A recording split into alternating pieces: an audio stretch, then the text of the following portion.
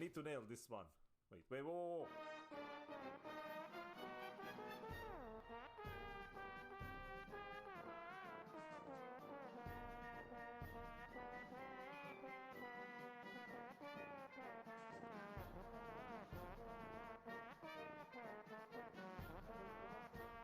Beautiful. This is like a green card guaranteed over here, dude.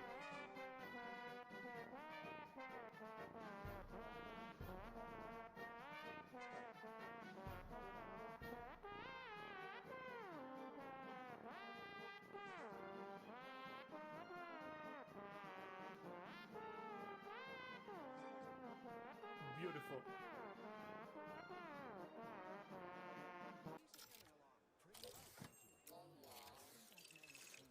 Okay, this is just freaking creepy, man. Dude, what? What, savage? What the f... Okay, dude, he's such a change. Did you see that? 3 bites entire ice cream, man. 3 bites entire... Can I take another one? Dude, that's 3 bites. Holy crap. Okay, let's drink something. Dude, I'm gonna have to go to the toilet in like a half a minute. Oh, yeah, let's go.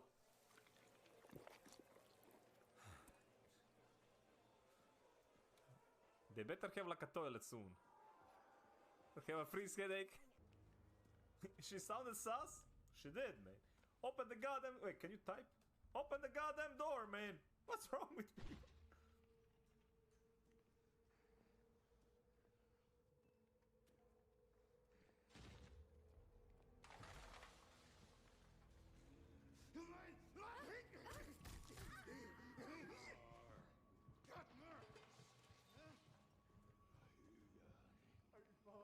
Did he just fucking stab me?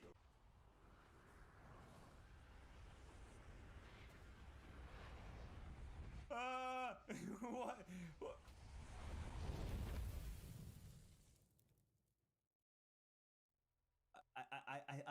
I think I'm dead. Pretty sure I'm dead. I don't think the scroll was fitting in anything there, man.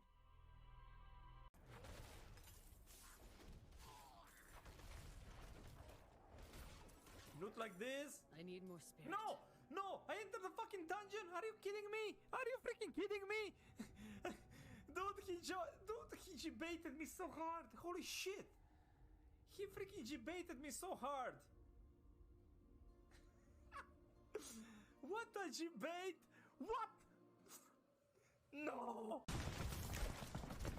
Our ticket supply has been... Ooh! Alright.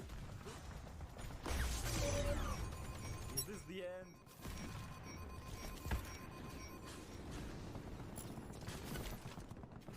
Not yet.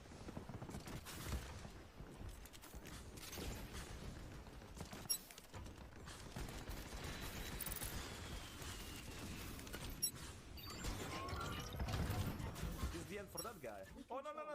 Don't! Ooh. Alright, next. Dude, they're gonna report me for cheating.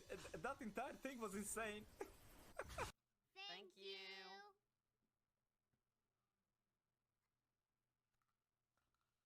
Ivan, are you just...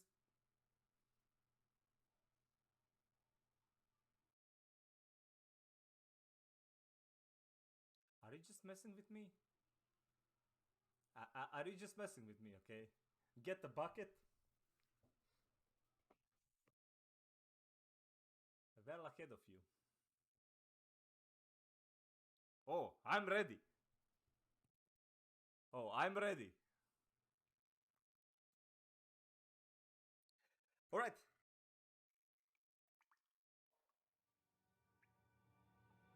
Oh god! Oi! I was trying to drink, goddammit!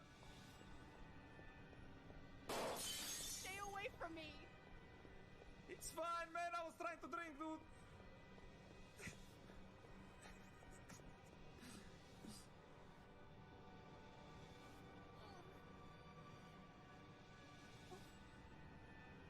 was trying to stay hydrated, chat.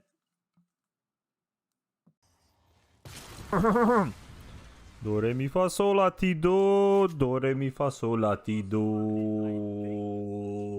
Alright. Seems good, man. I pressed both left and right click right there. Vocal cords adjusted. Did blast the fuck out of me. God damn it. Okay, what time is it? 6:10, man. Alright, shit. How do we do, man? How do we do? Alright, we don't need the clips. We don't, definitely don't need that one. Alright, what we do need is this, though. Chat, good day, good evening, good afternoon, man. Happy brunch, dude. Most important meal of the day, man. We finally got here, man. Crow Pjork, well. Hello, Pjork. Hello, Nestich. Hello, Novel, man. And everybody else who's lurking, being like sneaky like that. Stable for now, man. How is it like weather there? I've seen like dude, we are expecting like some storms tonight, and it's gonna be Monka and stuff like that. Or so they say, dude. I don't know, like, not like they can ever do it properly. It was raining this morning. Nice. Dude, chat, finally, man. Less than 24 hours. Actually, like, right now it's like 16 hours. 9 p.m. My time. Release date, dude. It's gonna be great. It's gonna be great, man. So chat, 12. I know numbers. Everybody calm down. I know numbers, man. 12 hours stream tomorrow, dude. I'm not really sure when I'm gonna start, though. It depends like when I'm gonna wake up. I'm gonna wake up, eat, and we're gonna ready, man. Gonna put on my gamer shirt. No pants. And we're gonna get ready, dude. Alright, we have like some videos here that we're gonna watch. I got like a couple of them. By the way, like there is, I have no idea, like it looks okay. They already made like the First Descendant wiki, though. Have returned. You said PM, AM. Crottum booty crottum booty crottum booty crottum booty crottum booty crottum booty crottum booty crottum booty crottum booty crottum booty crottum. I love how like Brian is like trying to balance it out, man. Speeding up, speeding down, dude, right? Crottum booty, man. Damn right. Pjork! Thank you for the freaking another resub, dude. How many? 61 months? Dude, past 5 years. Past 5 years, dude. Past 5 freaking years, man. 5 years, dude. Soon I won't be able to count, because I can count up to like 7. After that, like, it's gonna be a bit iffy, dude. It's gonna be a bit iffy, man. But yeah, like, they did make... They did make the First Descendant wiki, man. It has all the stuff that we have so far. And it's like linking to all the cool stuff, man. There's community mastery, rank, paints, enemies, fields, currencies, man. Let's see how many currencies there is there in the game. Gold, equiper, caliber. Battle coin slated for a more bonus coin. Credit, man. Wait, what's a credit though? What's this one? This is some super secret currency, man. I forgot which one was that. I don't remember that from the beta. I played for 150 hours, I don't remember that one. So they maybe just data mined or just like made up, man. Or both. Could be both, man. It could be both. But yeah, how you guys doing though? Also like Novel, what's the plan for tomorrow, dude? When you playing?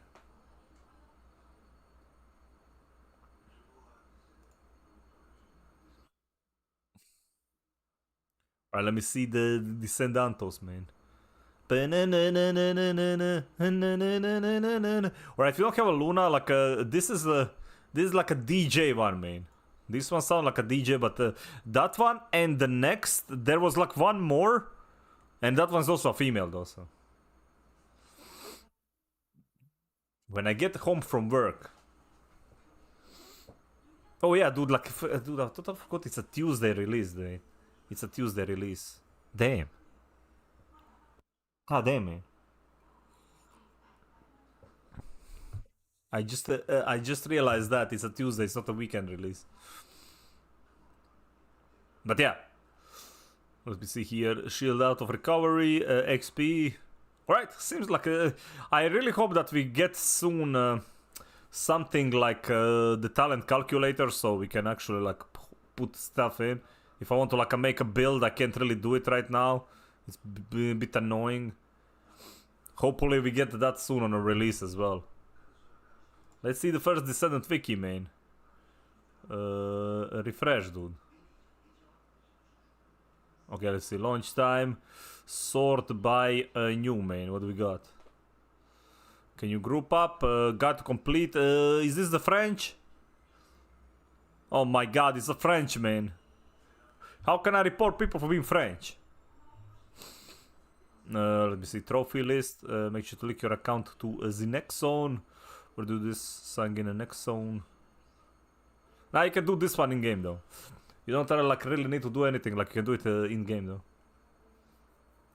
You got the normal rate and a nice. Also, like, why are you not using Diablos though? Like you said, you got Diablos egg. Would literally like max it out, man. Block that post. Yes, freaking French, man.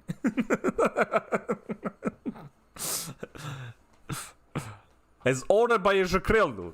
And he's French. Jacril! Well, hello, man. How do you do? Alright, chat, like, first thing we're gonna talk about is the story, man, alright? Because everybody knows in the game we are just gonna skip everything. So we're just gonna, like, watch that, man. We're just gonna watch the story, cause, like, we are literally just gonna be skipping that one anyway, man.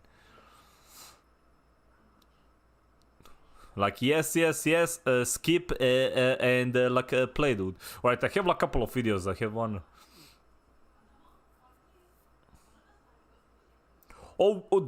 wait, you can get a high... What? You can get a higher rarity, but you can... Well, damn. That's hardcore as hell, dude. That's hardcore as hell. Alright, Jacril, man, what's your plan for tomorrow, though? Okay, let's, like, pause this one. Let's see. This bish. No, you bish. No, you bish. Bites, how do you do, man? First Descendant는 선대의 운명을 계승한 자들의 피할 수 없는 사투를 다루고 Okay, 있습니다. you guys like better like read fast, man. 선대가 남긴 자신만의 운명을 계승하고 있죠. 인류는 그들의 선대, 성각자들이 남긴 운명을 받아들여 계승자가 되었고 침략자 Okay, this video I won't pause though, like it's gonna take forever. 종족의 생존을 명분 삼아 전쟁을 일으켰습니다. 거신들의 사명은 현재로서 Vulgar started like bad guys started war for survival. We won. Get wrecked. Scrubs got it.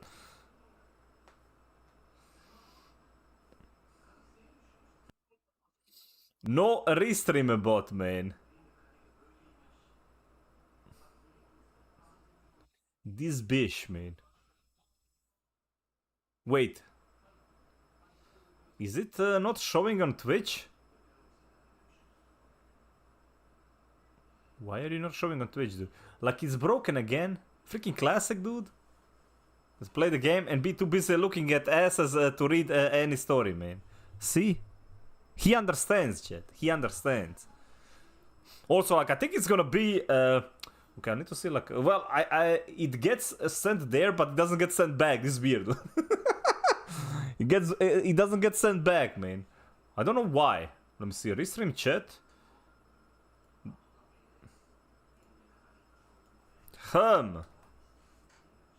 Okay, if I send it on there, if I send it on there, will that one?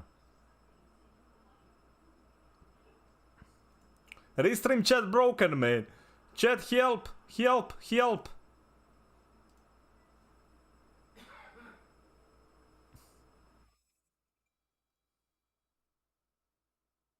Yeah, dude, it's always late, man. Maybe it's gonna show up later. Maybe it's gonna show up later, man. I don't know, man. I'm trying to fix it. But yeah, Bytes is on the good old Ubito, dude. Okay, let's go. 밝힐 순 없지만 Also, like blue. Well, hello. 하고 있습니다. 이렇게 First Descendant의 세계는 선대의 Okay, 운명을 universe 계승한 자들의 충돌에서 시작됩니다. 이 비극적인 운명을 이번 세대에서 끝낼 수 있을지, 혹은 또 다음 세대로 계승시켜야만 할지. 모든 것은 플레이어의 분신이 돼 계승자에게 달려 있습니다.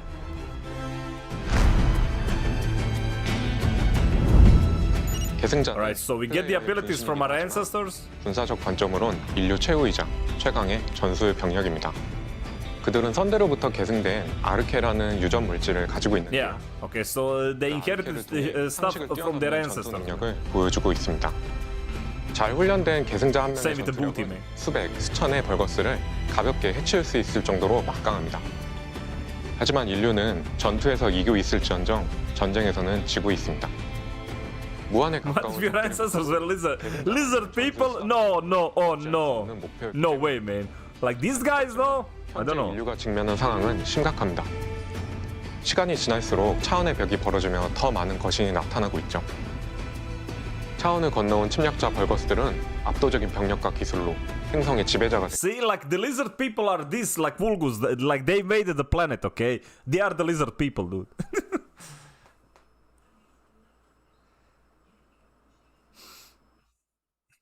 What if crab people? Nah, that's just Miyazaki cosplaying, man. That is just Miyazaki cosplaying, dude.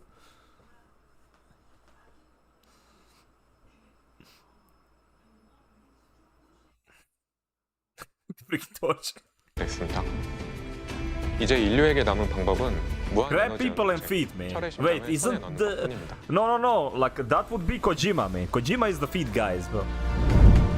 만약 인류 스스로가 우주 진출의 미래를 포기하고 Remember that one 행성을 tweet that 고립시켜서라도 Kojima 우리나라를 retweeted, 살아가고 though? 싶다면 어떻게 해야 할까요? Like the feed 퍼스트 post. 디센던트의 인류는 I remember how that, like, 무한 became a 에너지 freaking 연소체를 meme, dude. 찾아 자신들의 행성 잉그리스와 연결된 다른 차원의 문을 폐쇄시키려 하고 있습니다. 온몸에 무기가 달린 거신이 매일같이 나타나고 외계 함대가 행성 바깥으로부터 전력을 보급받고 있다면 출입문을 아예 막아버리는 것도 방법이겠죠. 어쨌든 오늘을 살아야 미래도 있으니까요. 그렇게 인류는 차원의 벽 폐쇄에 필요한 물질, So they are getting like power from a different planet. 거신도 벌거스도 모두 잉그리스에 있는 철의 심장을 노리고 있습니다. 그나마 다행인 것은 철의 심장 전용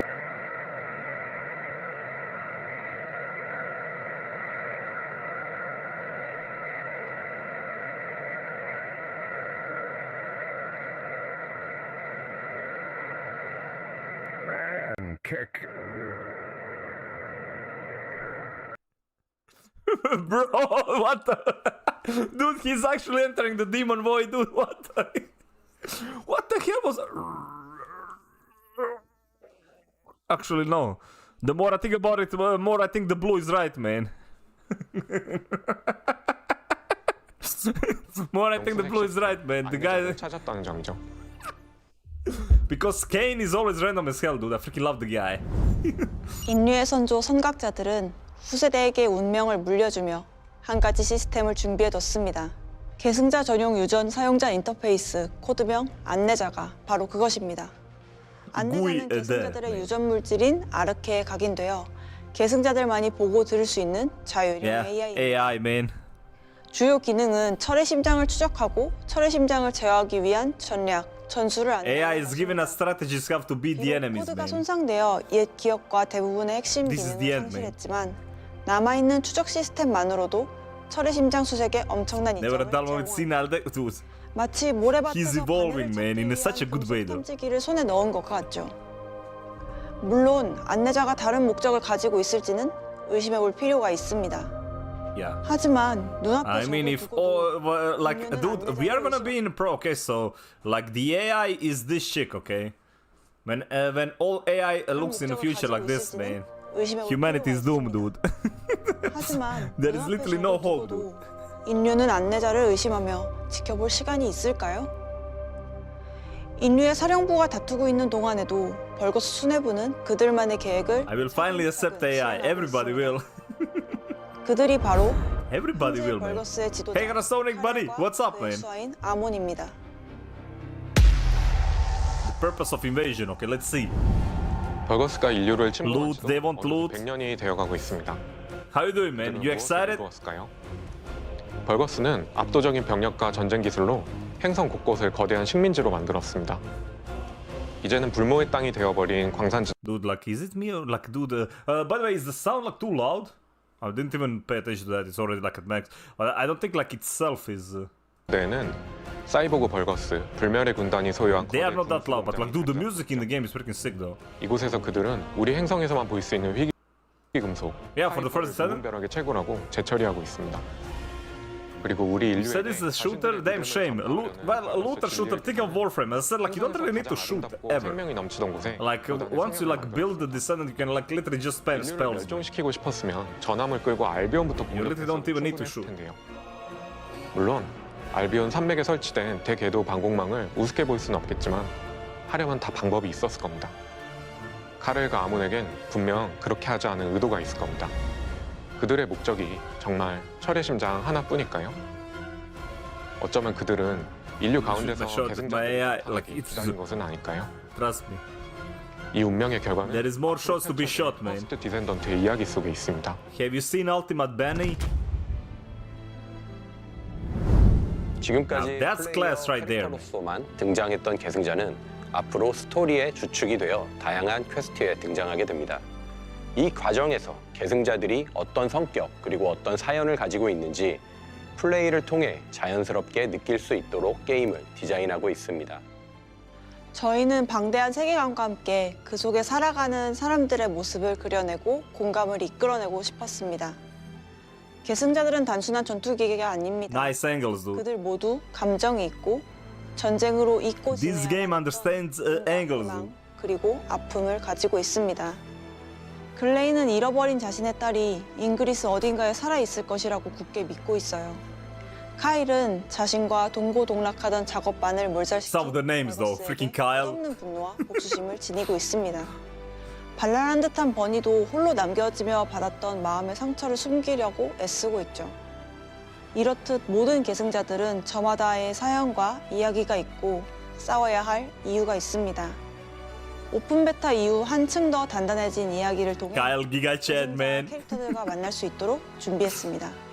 Can't wait till they like pull out George. 성장하는 과정을 보고 싶으시다면 Now that's gonna be a Giga Chad, man. George, dude. 기대하셔도 좋습니다. Or like something like wait, there is Jeremy. Dude, Jeremy's a douchebag though. That's like one NPC is a douchebag. 서로 만나게 됩니다. First Descendant의 세계와 여러분들이 계신 전 세계가 만남을 준비하고 있죠. John Descendant. 개발팀이 바라는 것은 전 세계의 유저들이 매일 First Descendant의 세계에서 즐거운 경험을 얻는 것입니다. 저 역시 한 명의 계승자로서 세계 곳곳의 계승자들과 하루라도 빨리 But yeah, the next three ones are female ones though. The ones, new ones we already know about. Luna, Ice, something, and there's like one more. 모두의 The 경험이 three next ones are gonna be females though. Descendant의 스토리가 됩니다. 그럼 계승자 여러분, 다가올 두 세계의 만남을 기대해 주세요. 인류 최후의 보루 알비온에서 가장 먼저 기다리고 있겠습니다. That's us, man. That is the us, man. Right. Let's see. We finished that one. Let's see what else do we got.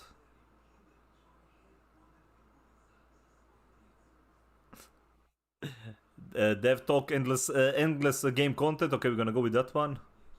Actually, let's see the sneak peek gameplay trailer. This one was like released later on, like after the official launch one.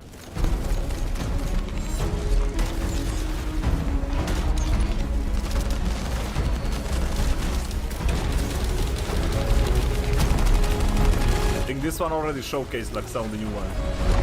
Dude, I played Kyle in the first beta. I made him, dude, he could fly like almost like entire mission. He's something like Titania was in Warframe. Like you could literally just fly entire mission if you wanted to. Unless they changed that, I haven't touched him after like that.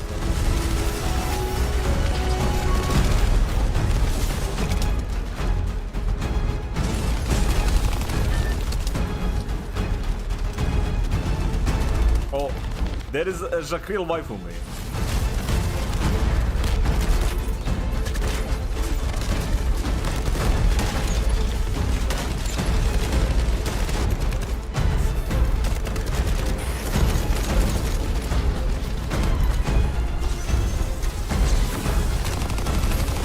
Yeah, Glaive was still the most broken one when it comes to gun.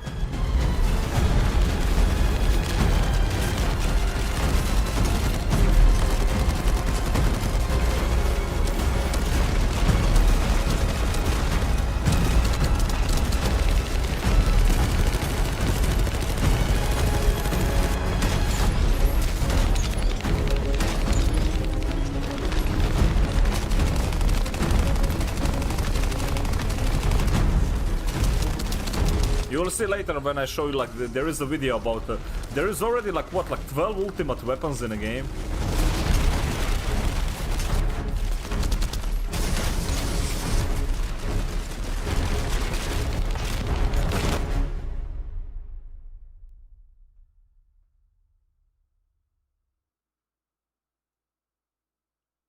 Right, that one was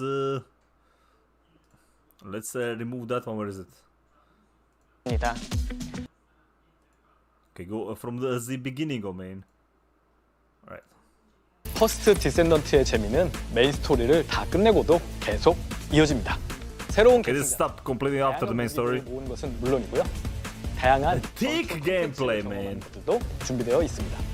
거기에 다른 동료 계승자와 요격전을 즐기는 것도 빠질 수 없지요. You want to try ultimate epic again? 40 bucks. Actually, 35. How much is it? 저희는 다양한 엔드 컨텐츠를 계속 Well, 준비하고 you 있습니다. can get them all in the game though. But yeah.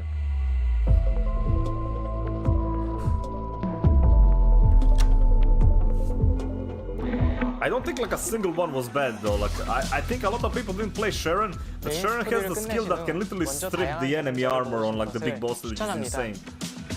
모든 계승자들은 인게임 보상만으로도 획득이 Yeah, see, 가능한데요. all can be acquired in game 계승자는 reward. 전투를 통해 획득 It's just 가능한 gonna take 재료들을 like 모아 3 years to get one, but it's 영구의 fine. 소지가 가능합니다. 각 계승자들은 저마다의 고유한 스킬을 가지고 있습니다. 계승자를 바꾸는 것만으로도 전투를 매번 새롭게 즐길 수 있습니다. Yeah, 전투를 하다 보면 alright, I wonder if they're gonna do the same, like obviously like at the beginning, right? There isn't many ultimates. Will they do the same thing as the Vault works in Warframe, where they kinda like are gone for like a half a year or something like that? Once there is enough of them, then you can only grind like specific ones. 새로운 궁극 무기들을 By the way, I've seen the trading is coming into the game, not at the release, but there will be trading. 무기들은 종류도 무척 다양한데요. 궁극 무기는 Like the 기본 player 능력치도 trading. 좋지만 저마다의 고유 능력을 가지고 있습니다. 제가 즐겨 사용하는 천둥울이라는 무기는 타격 시 전기 파장이 발생해 근처 적들까지 타격할 수 있습니다. Yeah, dude, Thunder Cage was such a very strong gun though. But we didn't really get the chance to test that many new 수 ones. 있습니다. 다양한 계승자와 무기 간 조합을 활용해 보세요. 여러 계승자와 무기를 플레이하다 보면 자신의 손에 맞는 조합을 찾을 수 있을 겁니다. 새로운 계승자와 무기들이 앞으로도 출시되냐고요? 물론이죠. Okay, new 현재 ascendants in the 개발 future. 중인 계승자를 살짝 말씀드리면 He's giving a sneak peek at the new Descendant, man. Whoop. 메인 스토리를 진행하다 보면 정말 다양한 종류의 미션들을 즐길 수 있습니다. 일부 미션들은 스토리 진행을 위해 한 번만 플레이하기에는 다소 아쉬울 수도 있을 텐데요. 그런 분들을 위해 메인 스토리를 모두 완수하면 기존 미션들을 한 단계 더 어려운 난이도로 즐길 수 있도록 Freaking Blair, 진행하고 dude. 있습니다. 스토리를 진행하면서 순차적으로 플레이할 수 있었던 모든 미션들의 상위 난이도 미션이 풀리게 되는데요. He's like unlimited power except fire. 가치의 보상을 획득할 수 있습니다. 어려운 미션의 경우 Level 100 미션별 items. 정해져 있지 않습니다. 일정 간격별로 미션별 보상이 바뀌죠. 덕분에 특정 보상을 얻기 위해서 특정한 전투만을 계속해서 반복하지 않아도 됩니다. Do it. 일부 미션들은 미션 시작 전 매치메이킹을 통해 다른 유저들과 협력하면서 진행할 수 있는데요. 게임에서는 이들을 침투 미션으로 부르고 있습니다. 침투 Okay, 미션 let's pause here. So this one, this is the, we didn't get to do this one, this is like the later on. So it seems like a pretty basic stuff that you can like add, like more HP, more damage they do, less you do, stuff like that. Applied options, toxic attack with damage increase, singular damage increase, alright, so. Time to mow, if I don't come back, the bums ate me, man, well, bite them back, though. Bite them back, dude. Alright, you can see here, like, what we can do, the level 100, though. Level 100, man. Level 100, or like, I've seen, like, the level, it seems 40 is the cap of the level. Like, that didn't change. Like, it says up there, the level 40. But, it seems like the guns and stuff can go up to, like, level 100. Actually, I'm not sure if you guys, let me see, can you guys even see that? Of course you can't, man. Of course you can't, dude. Where's my camera? See? Now I have to hide everything. But yeah, it's below that. Yeah, there we go. You see it for a second though. but there is like a billion modifiers over here. 어려움 난이도로 When an elite moves, use teleport. Oh, what? When he moves, oh man, yeah, this is freaking fun. He just blinks around like an idiot. 미션 시작 전 난이도 옵션을 추가할 수 있습니다. Okay, so it's on top of this. These are also like a debuffs and stuff. I'm guessing this one is like a res. They revive. 이를테면 등장하는 몬스터들의 체력을 더해주거나 내 계승자의 공격력을 낮추는 등의 불리한 조건을 추가하는 것이죠. 도전을 즐기시는 분이라면 이를 통해 더욱 높은 난이도의 미션을 진행할 수 있습니다. 어려움 난이도의 침투 미션에서는 적을 처치할 때마다 일정한 점수를 획득하는데요. 추가 난이도 옵션에 따라 획득할 수 있는 점수도 점점 더 많아지게 됩니다. 물론 이로 인해 추가 보상이 더해지는 것은 덤이죠. 진정한 루트 슈터의 고수라면 침투 미션을 시작할 때 추가 옵션을 모두 켜고 도전해 보시는 것을 권장합니다. Click everything, man, and then get one tap. 퍼스트 디센던트에 있는 여러 가지 미션들 중에 특수작전은 가장 도전적인 미션 중에 하나입니다. 메인 스토리의 미션들이 이동과 전투를 동시에 집중하는 구성이었다면 특수작전은 전투에 보다 온전히 집중할 수 있습니다. 매 라운드마다 등장하는 몬스터들을 모두 처치하거나 라운드마다 요구하는 목표 달성 시 다음 라운드로 진행할 수 있습니다. 어느 라운드까지 진행했느냐에 따라 보상이 달라지는 구성입니다. 다른 이들과 파티를 이뤄서 진행이 가능하므로 최적의 조합으로 한 개까지 도전해보세요. 특수작전은 총 3가지 형태가 제공됩니다. 카이퍼 채굴 저지는 일정 시간 동안 등장하는 적들을 모두 처치하면 됩니다. 등장하는 Like 2 out of 3 of these, like Fiesta is gonna be like Ajax is great because he can just put a barrier on top of it. But Fiesta can literally just freeze everything before it even like does anything. 목표물이 파괴되지 않도록 지켜내야 하는데 몬스터들이 목표물에 다가서지 않도록 전략을 잘 세워 전투를 이끄는 것이 중요합니다. 보이드 실험 무력화에서는 도망다니는 폭파병 몬스터를 없애는 것이 핵심 목표입니다. 민첩하게 돌아다니는 폭파병 외에 플레이어를 저지하는 다른 Yes, it was a drop. Like it's a recipe drop though. I had one drop while I was playing in the final test. I got the recipe. I didn't get the materials for it, but I got the recipe. 몬스터들도 꾸준히 처치해야 됩니다. 특수작전은 전투에 집중된 미션이라고 말씀드렸는데요. Oh wait, never mind. I know what you mean. I don't think so. I think it's all increased by both Descendant. We had like 10 plus 1, like 11. I think those you need to buy. Those ones were to buy. Like I'm pretty sure it's gonna be the module thing as well. If you're thinking about like the storage part. 끊임없는 적들을 계속해서 처치해 나가다 보면 나와 But they do 계승자가 increase with mastery 하나가 되는 rank though. 느낌을 You 받을 get 수 like 있을 some 겁니다. slots with mastery ranks if the slots is what you do. But yeah, everything that is like for combat you can obtain. 퍼스트 디세넌트에서 만날 수 있는 전투 중 하나로 재미있는 경험을 제공합니다. 거대한 크기의 보스 전투는 전용 레벨에서 This is definitely gonna be the most fun part, I think, doing the bosses though. 필드에서 느낄 수 없었던 긴장감 그리고 재미를 느낄 수 있죠. 각 보스들은 고유의 공격 패턴을 가지고 있을 뿐만 아니라 완수하기 위한 전용 공략법이 존재하기도 합니다. Xbox 처음 controller. 전투를 해보시면 보이드 우육전이 단순히 체력이 높고 공격력이 센 몬스터가 아니라는 것을 아실 거예요. 일부 보스들은 여러분이 상상 가능한 다양한 방법으로 Man, that one was freaking 공략을 해보시는 annoying. 것을 추천합니다. 어려운 만큼 That fight was 보상도 absolutely 붙여 trash. One with the 매력적으로 worm, man. 구성되어 있습니다. 보이드 요격전을 통해 새로운 계승자와 공국 무기를 연구할 수 있는 재료들을 획득할 수 있습니다. 또한 일부 요격전은 파티원들과의 합을 잘 맞추는 것도 중요한 요소가 됩니다. 클리어하기가 쉽지 않지만 그만큼 완수했을 때의 쾌감을 느끼실 수 있습니다. 다양한 전투 경험과 성장의 재미를 느낄 수 있도록 많은 종류의 엔드 컨텐츠를 준비했습니다.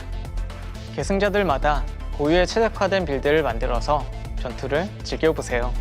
동일한 전투라고 하더라도 어떤 계승자로 어떻게 공략하느냐에 따라 전혀 다른 Well, 느낌을 is the lag? Well, obviously it's gonna happen, but like if you guys remember, it wasn't really that laggy. Like when the game when we played like the first one, like it was like performance issues, but there wasn't really.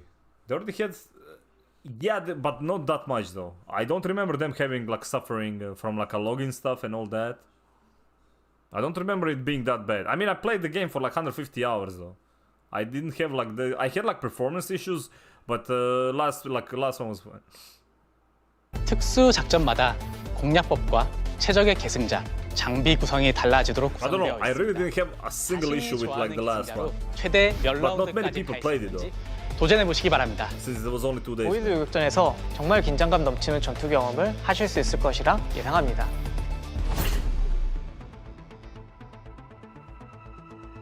Right. Well, that one is Zidano, man. Let me see what we got. Let's go back. Okay, which one? Okay, watch that one. There is like one more big one. I'm gonna watch like the character trailers. They start with Ajax. Personal unique strategy is this one. Yeah, this one. Okay, this one is talking about the guns though. Okay, so this one is. 카렐이 이끄는 벌거스 군단과 계승자의 전쟁이 깊어지는 가운데 퍼스트 디센던트는 나만의 전략을 만들 수 있는 다양한 선택지를 제공합니다. 저마다의 개성 있는 스킬을 가진 계승자 캐릭터, 궁극 무기의 고유 능력, 외장 부품의 세트 효과, 모듈과 Oh yeah, and this one with they didn't mention each one will have like the actual like in-game, like the end game is gonna be consisting of sets, like those like reactor thingies. They're gonna have like an actual sets, not the ones that we had. Like the one we had in a beta was like pretty basic, like 5% attack, but there is like ultimate versions for everybody. 선택의 연속이죠. 우리는 플레이어가 자유로운 방식으로 원하는 캐릭터를 선택하고 꿈꿔왔던 판타지를 달성하도록 하고 싶었습니다. Like also 다양한 시스템으로 캐릭터를 성장시킬 수 있죠. 우리는 깜짝 놀랄 준비를 하고 있습니다. 플레이어들을 통해 우리가 상상하지도 못했던 새로운 전략이 등장할 거라는 생각에 벌써부터 설렙니다.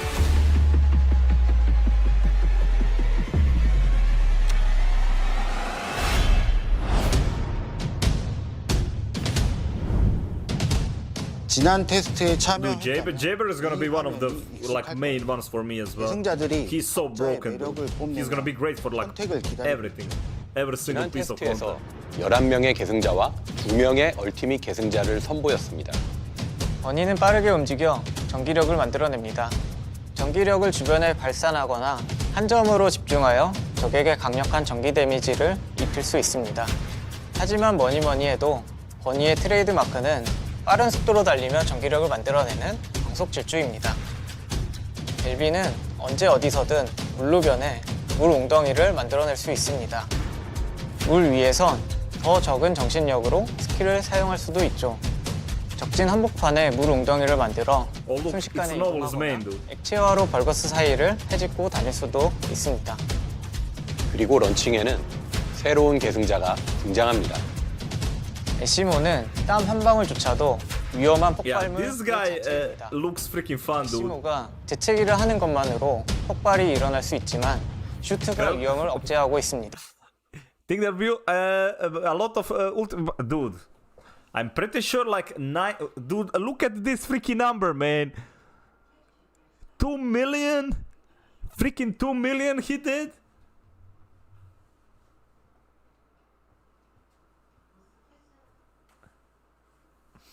That's how Korean devs look like business people and Western devs look like nerds of all ages, shapes and colors. The thing is, man, have you seen like what Western devs? That's a torque chart. It is, dude. But have you seen like the how they make those same nerds that you call them? How they make like female characters look? Western devs, man. They should learn something, man.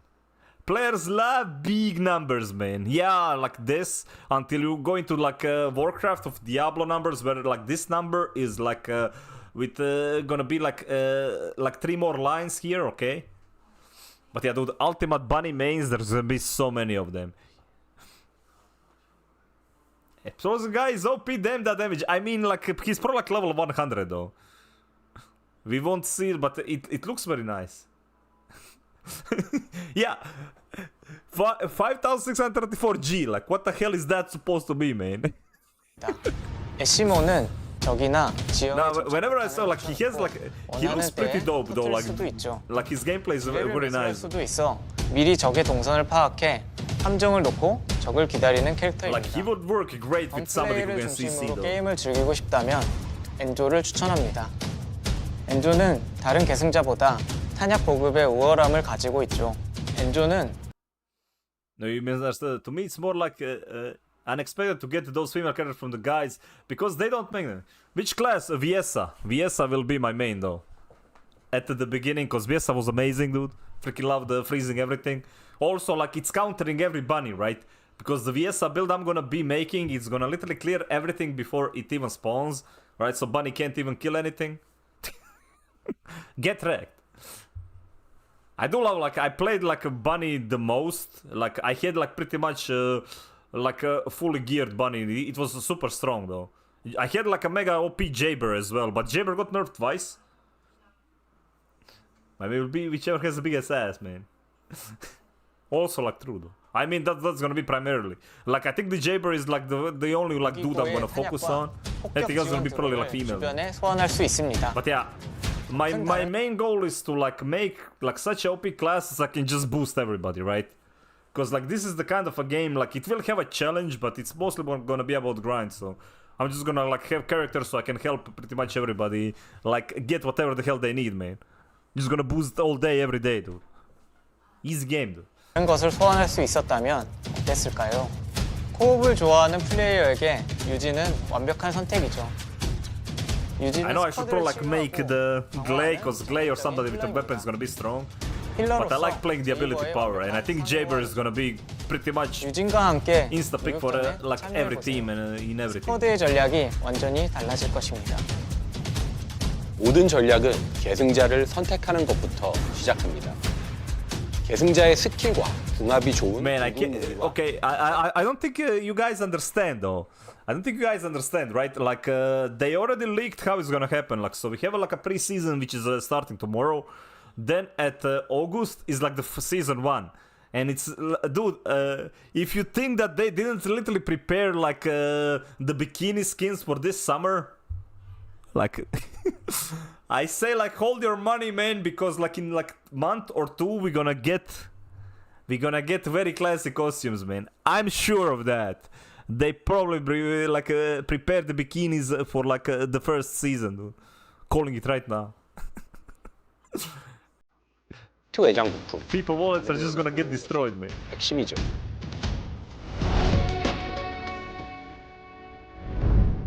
지난 오픈 베타에는 11개의 궁극 무기를 선보였습니다. 중 가장 많은 선택을 받았던 건 천둥울이었죠. 적을 처치할 때 사용하기 편리하고 타격감도 좋았어요. 무엇보다 버니와 궁합이 좋아 많은 I pretty much had like 4 crafted, but it was already at the end because like it took me so long to farm. It was already the end of the beta. But I didn't get like 4 of them. 무기 없는 고유 능력이 있습니다. 고유 능력 중 어떤 것은 계승자의 스킬과 밀접한 But yeah, like 연관이죠. it was also like we were pretty limited on the amount of content. 더합니다. BS가 절대 영도 모델과 함께 사용하면 더 자주 얼음 구체를 소환할 수 있는 빌드를 만들 수 Yeah, 있습니다. this weapon, 전 좀 더 직관적인 they're gonna be slowing them down like I can show you. 쏘는 맛이 시원하고 시각적으로 멋진 무기가 좋죠. 그런 면에서 그렉의 뒤바뀐 운명이 최애죠. 실드가 가득 찬 적에게 사용하면 Dude, if the lead like combat designer dev, okay, if he says like this is his favorite gun, it's probably gonna be the most broken one. 멋진 스킬이 발동됩니다. 아, 복원된 유물도 잊지 말아야죠. 유도 미사일을 발사할 수 있거든요. 이래서 제가 전투 디자인 And also the name, dude, Greg's Reverse Fate, like it has like the most common name, and it's probably gonna be the most broken one. 우리 목표는 다양한 선택지를 제공하는 것이죠. 시각적으로 화려한 우유 능력을 Greg, dude. 그걸 선택해도 괜찮습니다. Guided missiles, Keikona, dude, like that one, instantly. 플레이어의 자유입니다. You just didn't have like currency to like max that one out. 진행하려면 필요한 준비물 Who needs 챙기는 to aim? 것이 중요합니다. 어려운 요격전에서 만나는 엑스큐셔너는 But yeah, that new guy though, like he could be like literally a missile himself though. I did enjoy Kyle. Like, the Kyle was pretty fun. Not the best. She, like, with the way that her kit works, it will be good. Like, she will always be strong. But I don't think it's gonna be always about like one descendant. I mean, we could be wrong. We could be wrong. Like, there could be like one. I know that a couple of them are gonna be super OP. Like, for example, Sharon wasn't really played. But Sharon has like one of the best abilities for like every single raid boss. Because she can literally strip armor. There isn't... I don't think there's a single other descendant that can literally strip armor like directly. Like she can with her ability. So she's gonna be like pretty OP over there. Jabber like... because the way that turrets work, they did nerf him, but the Jabber is still super strong though. And he's gonna be both like offensive and defensive. Ajax is also like a mega OP dude. 시간이 지날수록 자신의 방어력을 강화합니다. 이 상태를 초기화하려면 안 통하는 빛이 like no, I'm not talking about reduce. There is like literally like she can remove the plates. She can like remove the plates with her skills. 필요합니다. 이 저격총으로 엑시큐션의 Like yeah, Freyna is very good because she can debuff. 버프를 해제할 수 있습니다.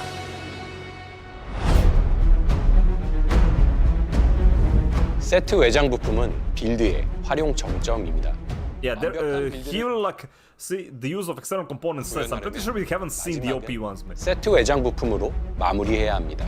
It's essential, so that means that we're gonna get like some ultimate sets that are gonna be like tailored either for like the gunplay or like the skill play. And since he said like they're gonna be like very character specific, they're probably gonna have like something that boosts like specific abilities.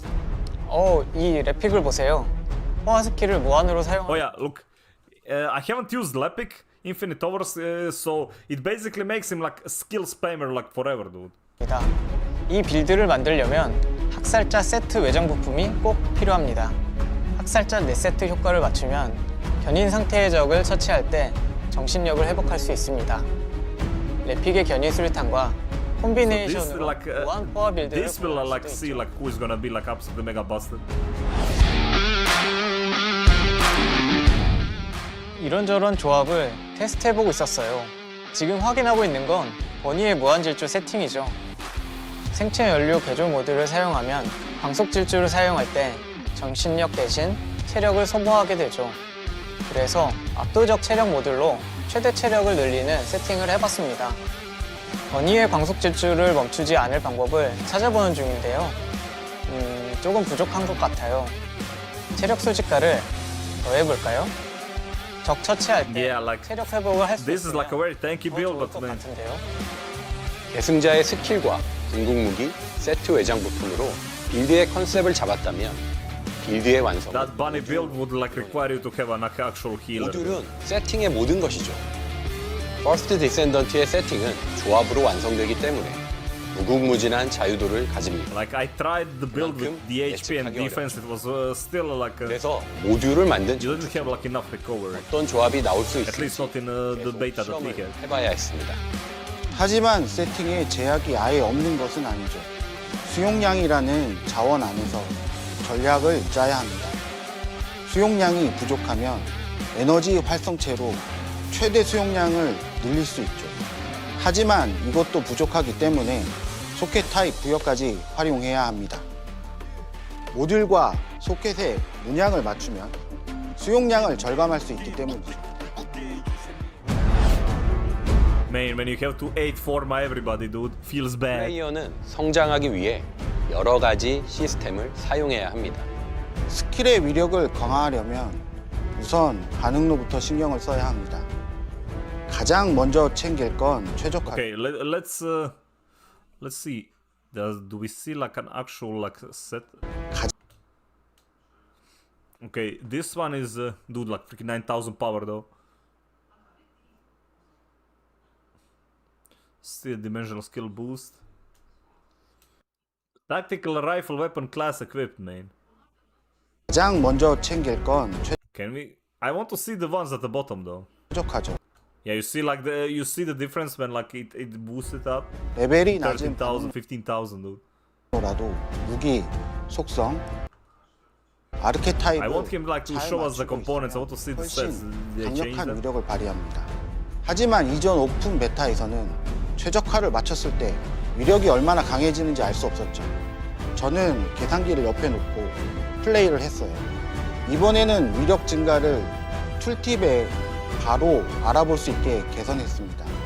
여러분은 그저 파밍하고 비교하고 위력이 높은 반응로를 장착하기만 Green is 하면 better, 되죠. man. 이게 다가 아닙니다. 공국 무기는 보유 능력을 강화할 수 있습니다.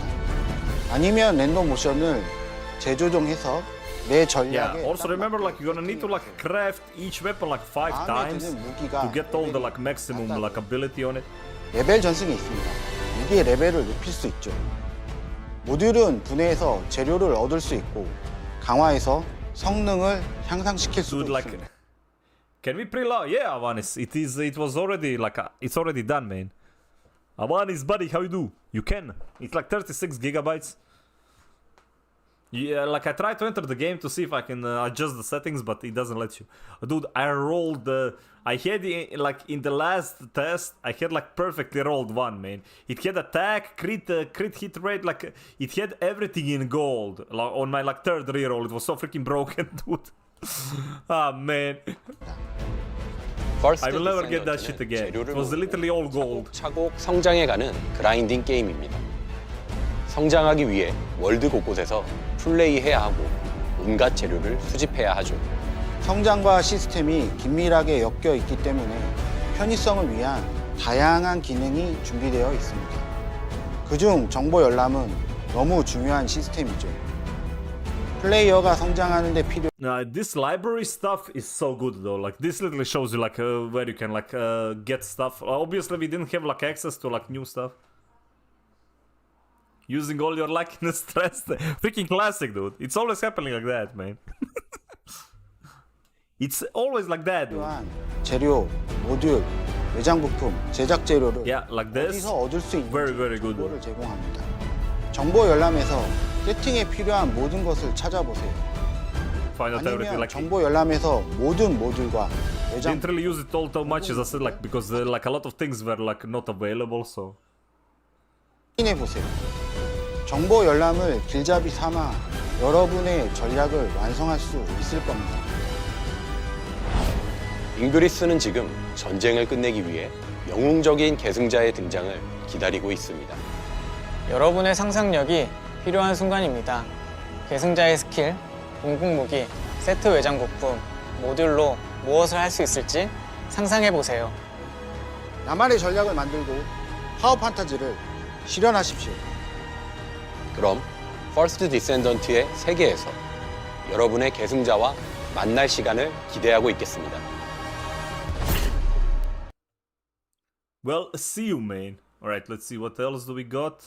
There, I had like that video where the guy explained where it was all the guns though. So we're gonna watch that one. Let me see which one. Let me see these character trailers, dude. I haven't really watched any of these. Now introducing Ajax, the divine space bender. Ajax always makes it out alive. He can even survive the void, where real-world physics don't apply.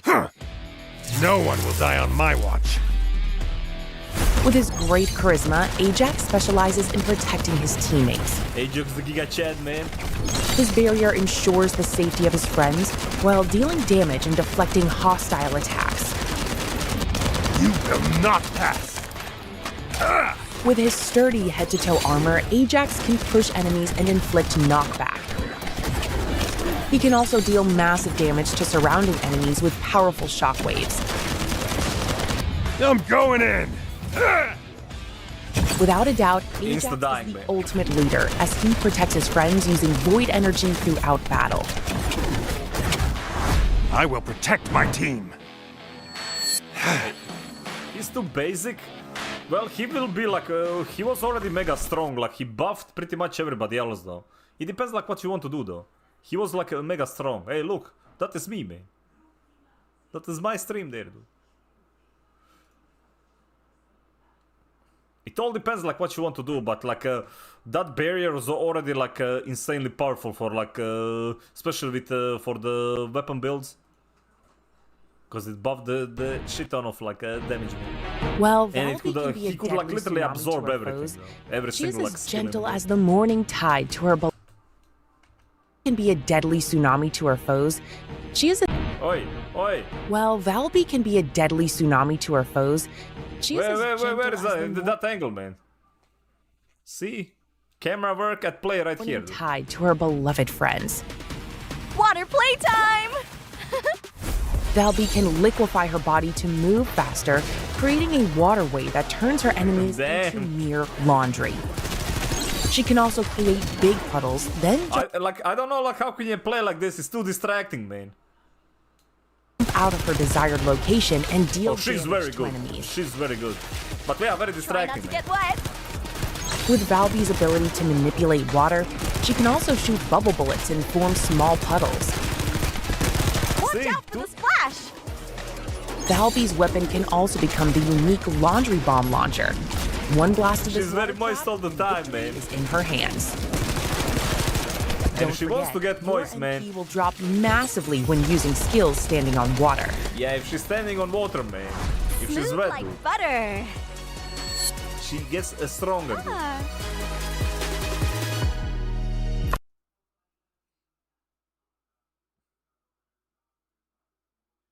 And everybody's a fan favorite, man. Electricity doesn't just materialize out of thin air. Bunny plays by different rules, though. Are you ready to be shocked? The speed of light allows Bunny to move faster and acquire more electricity. Catch me if you can!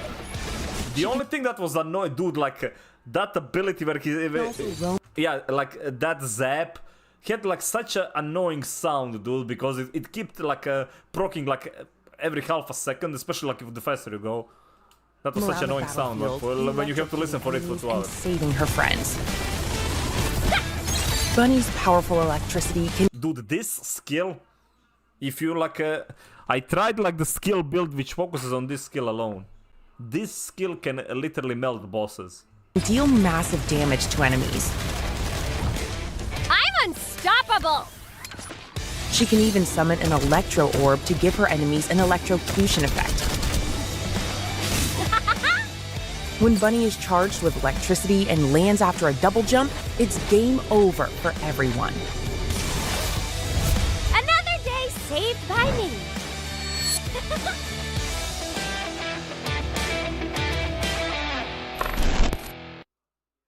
Alright.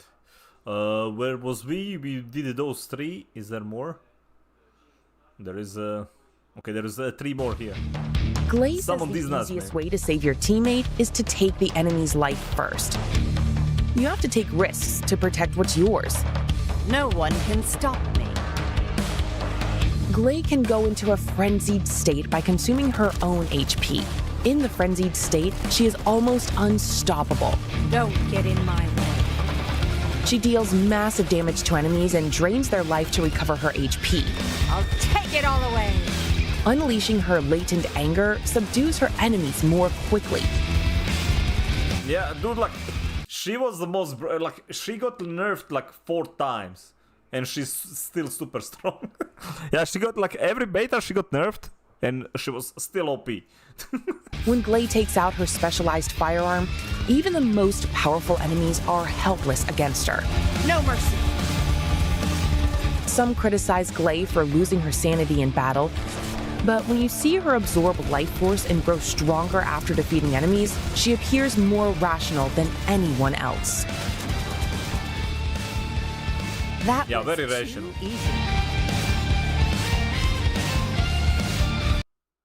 Too easy, man. Right, which one do we have? We have... Okay, there is my main, man. Viessa has the ability to freeze her opponents using humidity in the atmosphere. Wanna feel a chill? When the chill energy stored in her special suit is released into the battlefield, it's no wonder Viessa is called a femme fatale. Viessa can restrain multiple enemies around her by spreading chill energy. Once slowed, they are mere treats for her to feast on. I'll ice you Pretty all. much, mate. Fridge.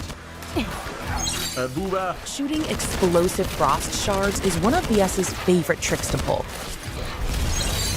Look at this deadly blizzard coming from VS's delicate hands. The blizzard will explode after a certain time, dealing massive damage to enemies. Man, they are not showing the carpet bomb one, man. Freeze eventually. With the ultimate one. That one is so damn good. Sphere floating around Viesa, it might be too late for you to run. The sphere will freeze everything it touches. This is the ultimate chill.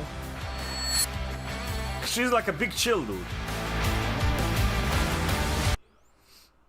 A femme fatale.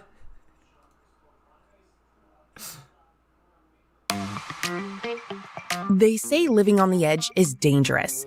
But Lepik is alive and thriving, while all his friends are 6 feet under, along with his right arm. Try running from this. Lepik rules the battlefield with his powerful right arm and destructive grenades. You can't spell Lepik without epic. His traction grenades attack multiple Lepik, enemies. man. Last epoch. Oh wait, no, Lepik. Bam. His foes are all pulled towards him. Commence bombardment. Yeah, he's very generic. Technology, Lepik's prosthetic arm can turn into a shell-shooting launcher, dealing continuous damage. So like this they already said he can get a set to get a permanent overkill. So he can permanently use this one. In Overlock mode, Lepik's skill power increases to the max, while his grenades and overkill also inflict enemies with burn. Let's get this party started.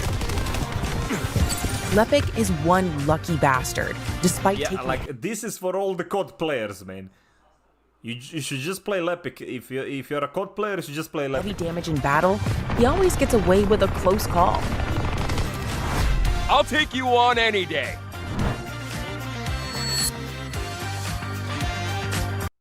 Alright, now we're gonna watch some creators stuff. Okay, this is all 14 class. Let's go with this one though.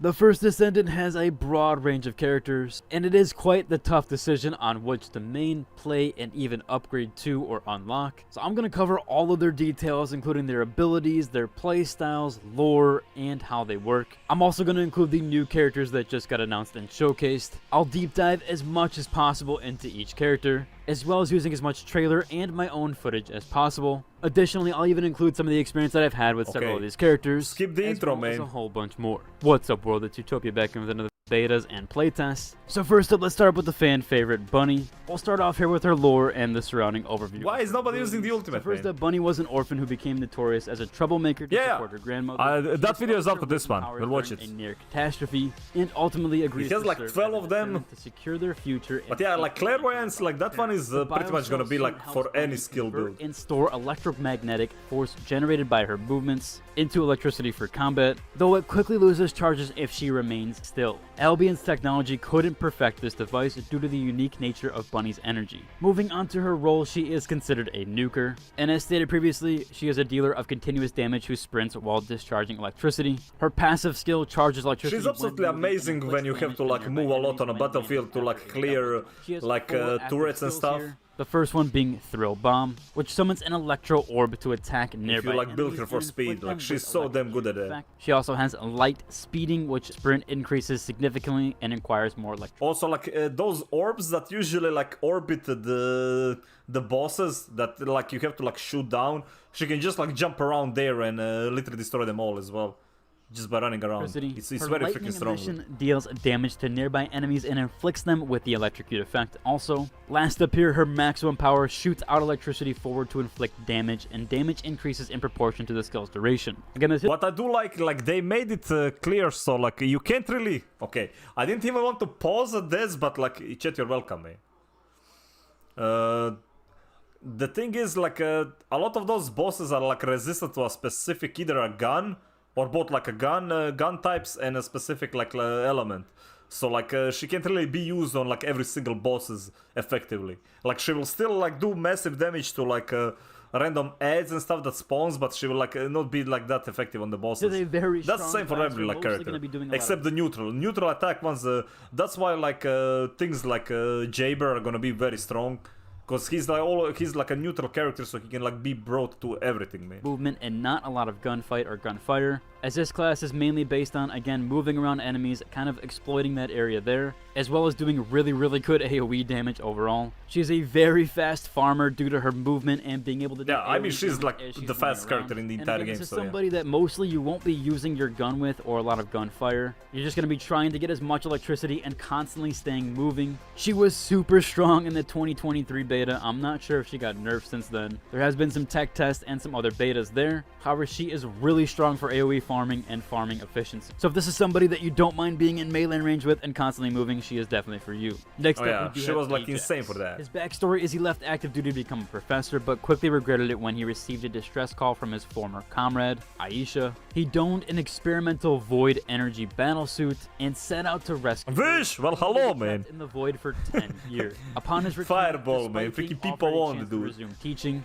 Ajax chose to rejoin the Descendant How Corps, you doing, Vish? feeling his mission to protect his teammates was unfinished. His Rally MK5 Void Energy battlesuit, named after the first Mega Descendant, hyped, was man. designed for void exploration. Though outdated, This time and defective, tomorrow it will allowed already be Ajax like to 5 manipulate hours into the void energy grind, dude. using his spatial theories Can't and wait. Arch. It now serves as a shield, providing powerful barriers and channeling kinetic energy. Jumping over to his passive skills and abilities, his passive skill acquires void energy after using skills. When the void energy reaches its maximum amount, it enhances skills and grants additional effects. Like that His barrier first becomes active skill here is absolutely an orbit insane, dude. barrier.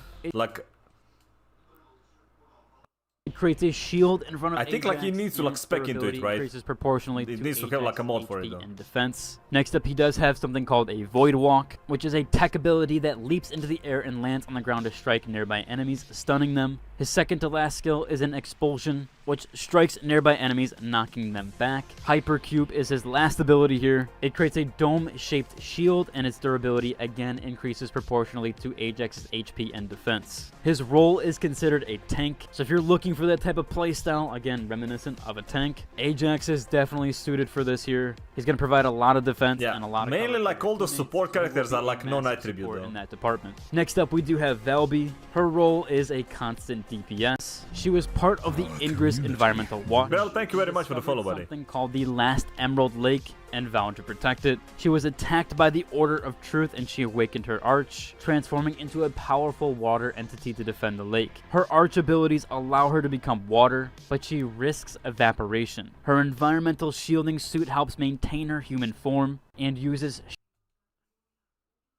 Very nice. shape memory technology for tactical Okay, flexibility. we can keep going though. Now, first up for her passive Sorry, I was skill, distracted for a she has second, something though. called water intake. When using a skill while standing on water, she consumes less mana. For her She's active skills, the SpongeBob, first man. one here being bubble bullet. She bounces a bubble bullet forward to create a small puddle where the bubble Enemies in a small puddle take continuous damage and are inflicted with laundry, dude. Okay, we need to talk about whoever did this translation stuff, okay? Inflicted with freaking laundry, dude. bubble bullet will impact and where she stands. Enemies in the small puddle take continuous damage and are inflicted with laundry. So again, some nice AoE damage and AoE Imagine like being serious when you say laundry, dude. Like afflicted with laundry, dude. output from her. Her next ability here is called Plop Plop. Creates a large puddle where she is standing. Also, She then plop plop. Freaking love these devs, man. I freaking love these devs, okay? into it, then she'll pop out at a selective location in the large puddle. Enemies also in Can't that wait large to puddle will plop take my enemies, continuous man. damage and again are inflicted with laundry. Now she also does have an active skill here that is called laundry, where she does become liquefied, and while liquefied she cannot take her feet off the ground or use skills, but she can move through enemies and her movement speed and defense do Like, increase. this When skill moving was while insane, so liquefied, she fun, creates though. a path of water that deals continuous damage. Like, to I enemies played and not inflicts too much laundry. of her, but Again, the she was laundry very skill freaking there fun, dude. And that debuff arc different. She does have a lot of defense here, a lot of AoE stuff. Again, this is going to be another character that is not going to be using gunfire or gunfights as much, and more so focused on her abilities. She has another one here called Laundry Bomb, which Laundry changes Bomb. the equipped weapon to a Laundry Bomb launcher. When the Oh yeah, launcher she's is absolutely fired, a amazing for laundry like bomb a... is created, pulling enemies in and inflicting them with laundry, and also deals continuous damage. Again, all of her traits and abilities are centered around dots and also seem to be very AoE heavy. So she does seem like a decent AoE farmer and less so on single target. But Yeah, does like have she some won't be really like the good great defensive on for the single bosses though. target, so we'll have to see how she does play. Next up, Well, we do depending have on like the Yesa, builds again. who has been basically showcased for this entirety or the leading up to this game. She is one of the main characters, just like Ajax. Yesa is linked to the Arch Refrigerant release drones. She tracks and attacks enemies targeted by her. She was developed to enhance her battle Oh yeah, capabilities, Yesa, which I'm uses starting with thermal her like sensors absolutely. and She was summons great though. automatically when she Like as uses I said, like abilities. bunny enjoyer, but like Technology led to Yesa, other top. Descendant arches to drones and turrets. She humorously claims that Steve. she How you doing, pioneered mate? the Arch drone technology. She's also considered a smuggler who sourced luxury items She's a smuggler, likes luxury. from Okay. a city frozen by the Colossus' dead bride. Her presence awakened the dormant Colossus, leading to Now a it makes fight sense, she mate. barely won I'm a smuggler, with dude. the Descendant Corp's help. Instead of prison, she was tested and found to be a Descendant, opting to join the Corps as she saw it as better alternative to imprisonment. Now her role is that she is a debuffer. For her Smuggle these nuts, man. passive skill, she has something called Ice Sphere. Okay, so I checked like there is like one mode that can change this ice shackle effect. Ice shackle effect is just as like a slow, right? But you can change the ice shackle effect to be a dot. So I think she's gonna be absolutely insane. Doing great, love, dude. Like this game, I played beta for 150 hours with beta, man. Like, which creates an ice sphere. if you were floating like a on fan of body games like length Warframe, you're gonna love this. Ice shackle effect. But like in general, if you love like looter shooters, this is the game to check out. By enemies and deal damage to the target and its surroundings. Her first active skill here is Frost Shards, which fire an exploding ice beam inflicting damage and icicle around the area it hits. Her next ability here is called Frost Road, which increases her running speed and shield, as well as the great thing about like this Frost Road, I'm not gonna focus on this skill, but it's gonna be buffed because like I'm gonna be playing with the final one, like this one here. Ice sheets on The the ice ground trail, where she man. stands. When enemies come Like into contact Valkyrie. with these ice sheets, they are inflicted with shackle. Her second to last ability here is called Cold Snap.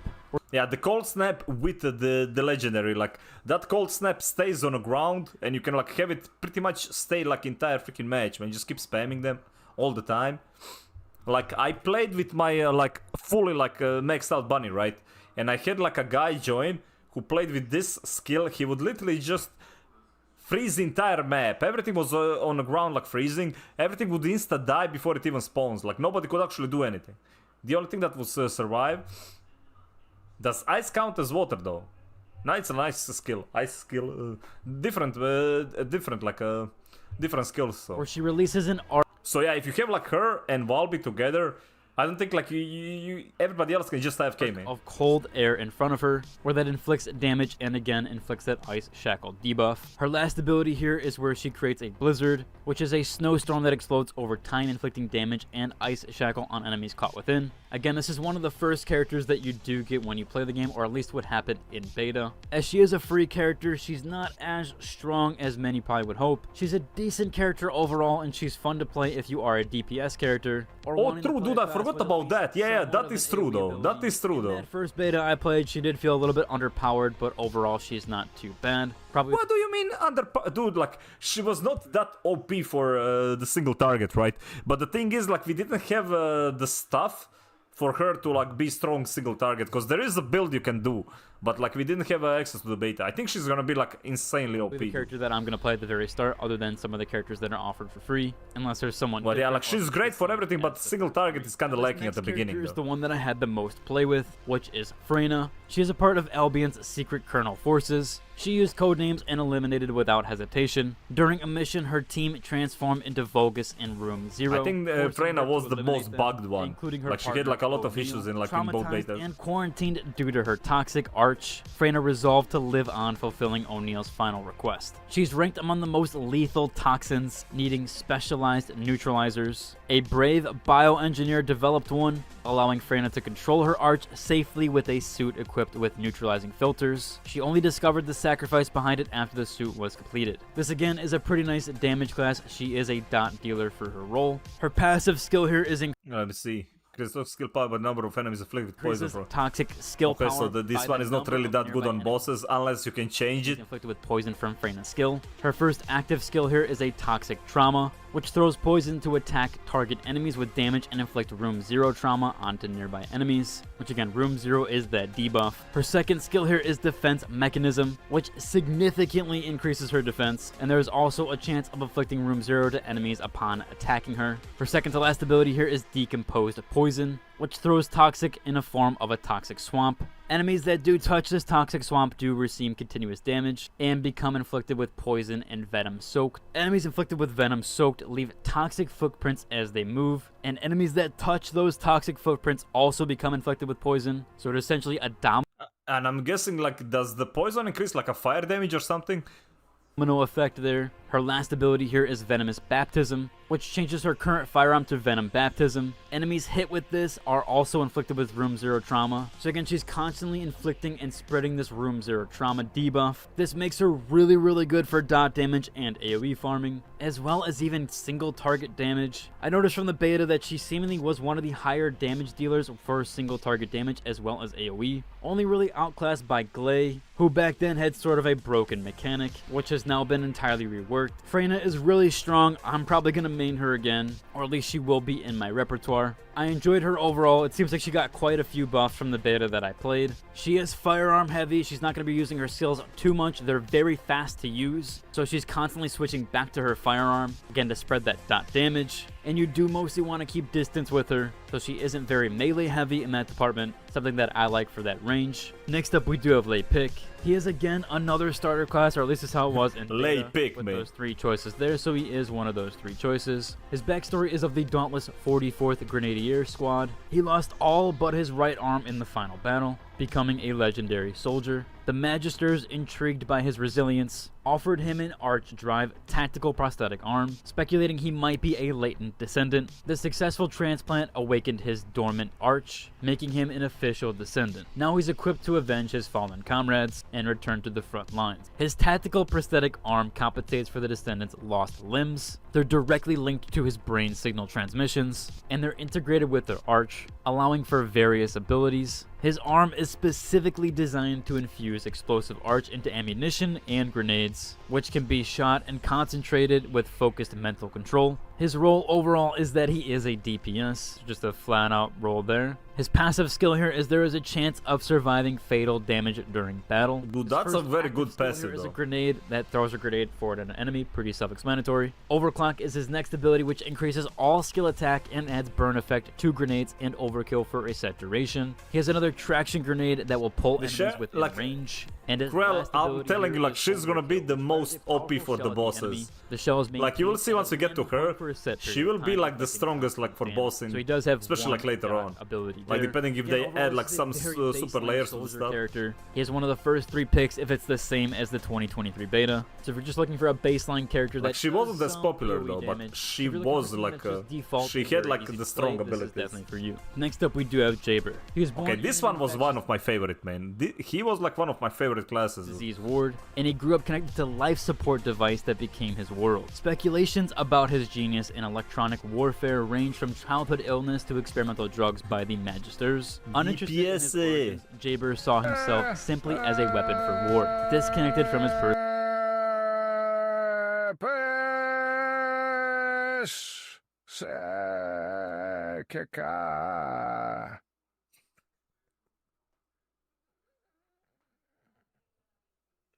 What the hell?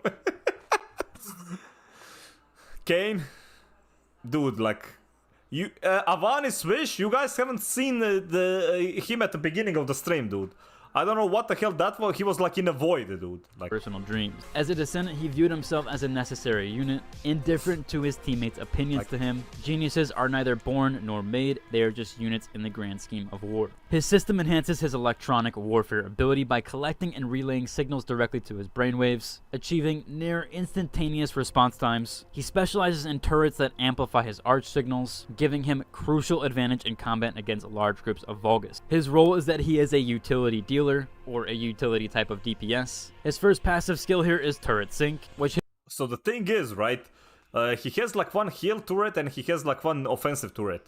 but you can change to either have like 2 offensive or 2 healing turrets. His attack increases so he can when be assault everything. turret and medical turrets are both summoned. And for his first ability, he has an assault turret. If it's enhanced, it will launch attacks into nearby areas. Next up, obviously coinciding with his passive No, he was skill, absolutely he does freaking have fun to that play, medical turret. This will heal allies and distract enemies.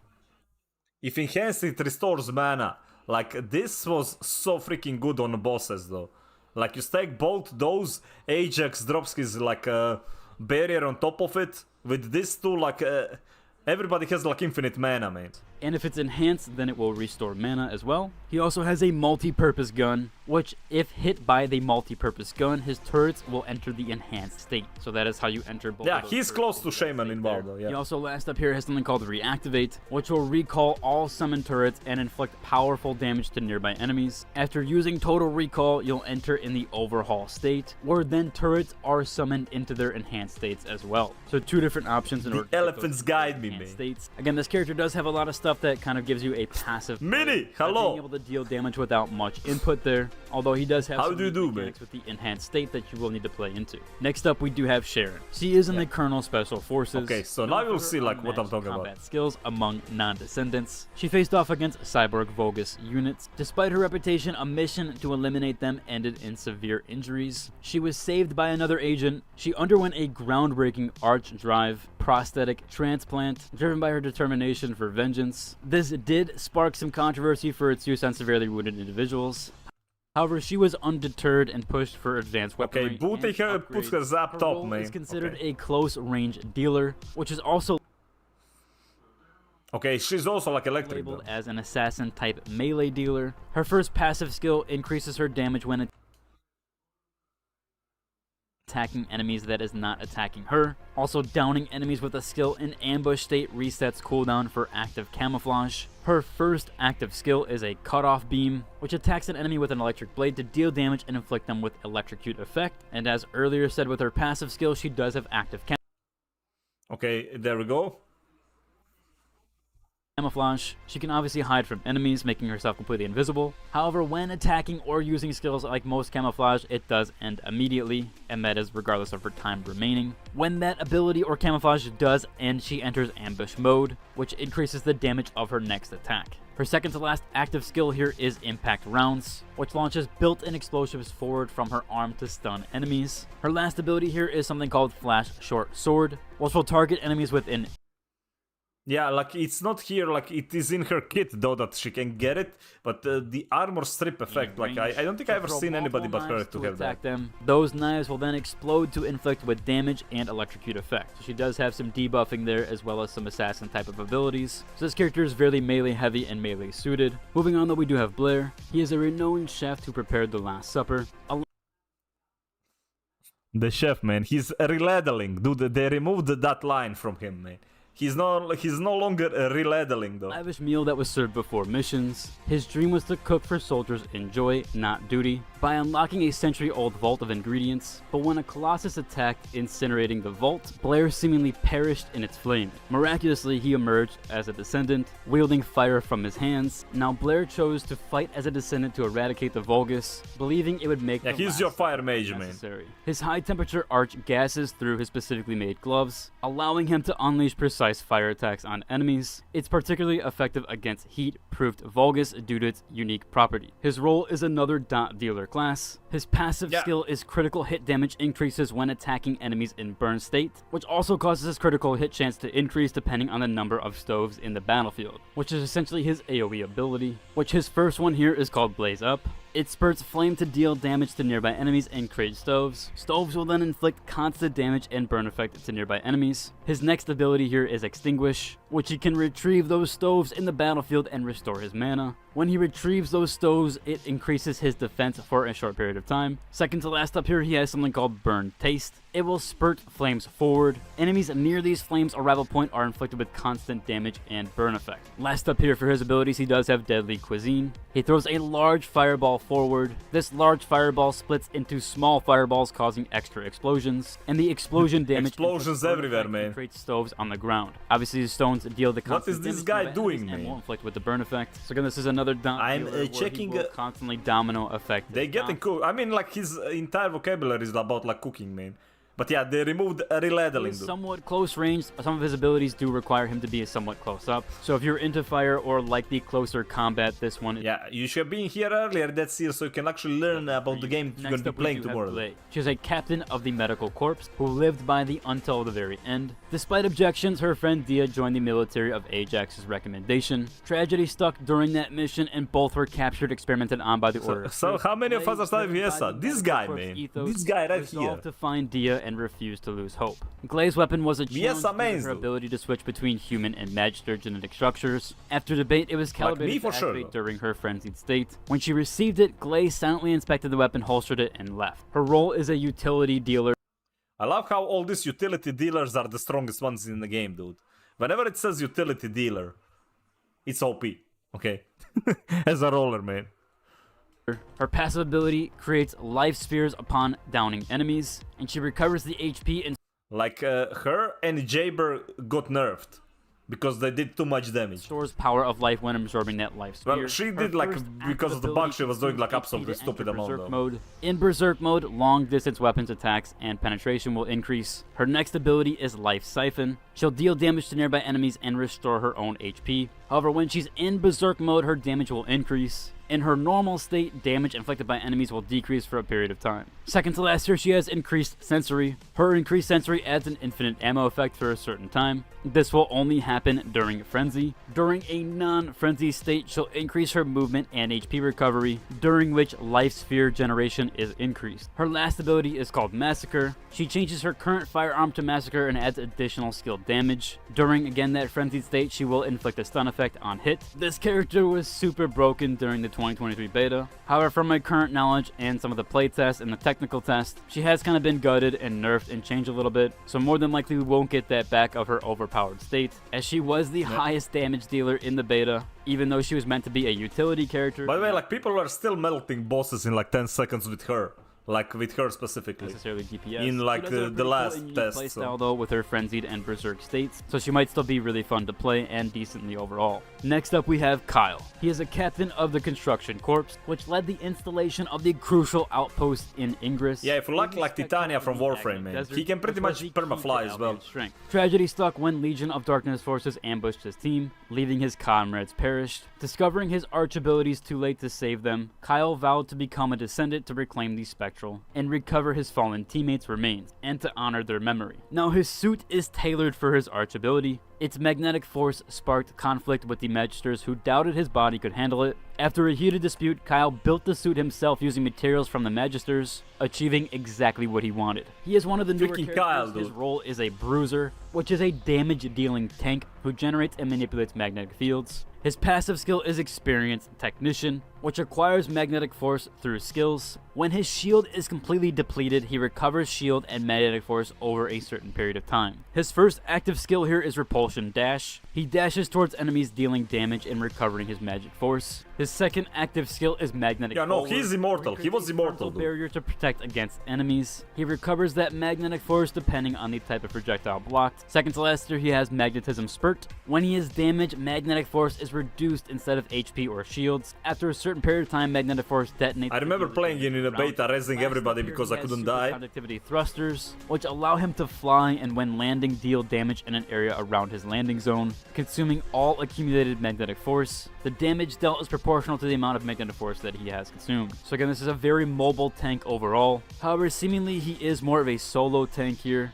and less utilitarian to the team overall, but he does have ample protection for himself. Moving on to some of the brand new characters. Here with the first one, SCMO. He has an explosive arch, which left for Descendant training after his parents reported his ability. Despite the childhood bullying, he embraced this guy is literally a bomb, man. As a Descendant and spread love, even to his former bullies. He used his explosive power to achieve fame and love. His suit not only protects him, but it also collects and stores his explosive arch particles, which are capable of causing large-scale blasts. It neutralizes hazardous material from the explosions, thus shielding him from harm, like tomorrow. Him to utilize his they start tomorrow. Effectively. His role is a burst DPS. His passive skill is Oh, I will definitely try him out though. He seems very fun though. I like this explosion kind of like a build. Called Time Bomb.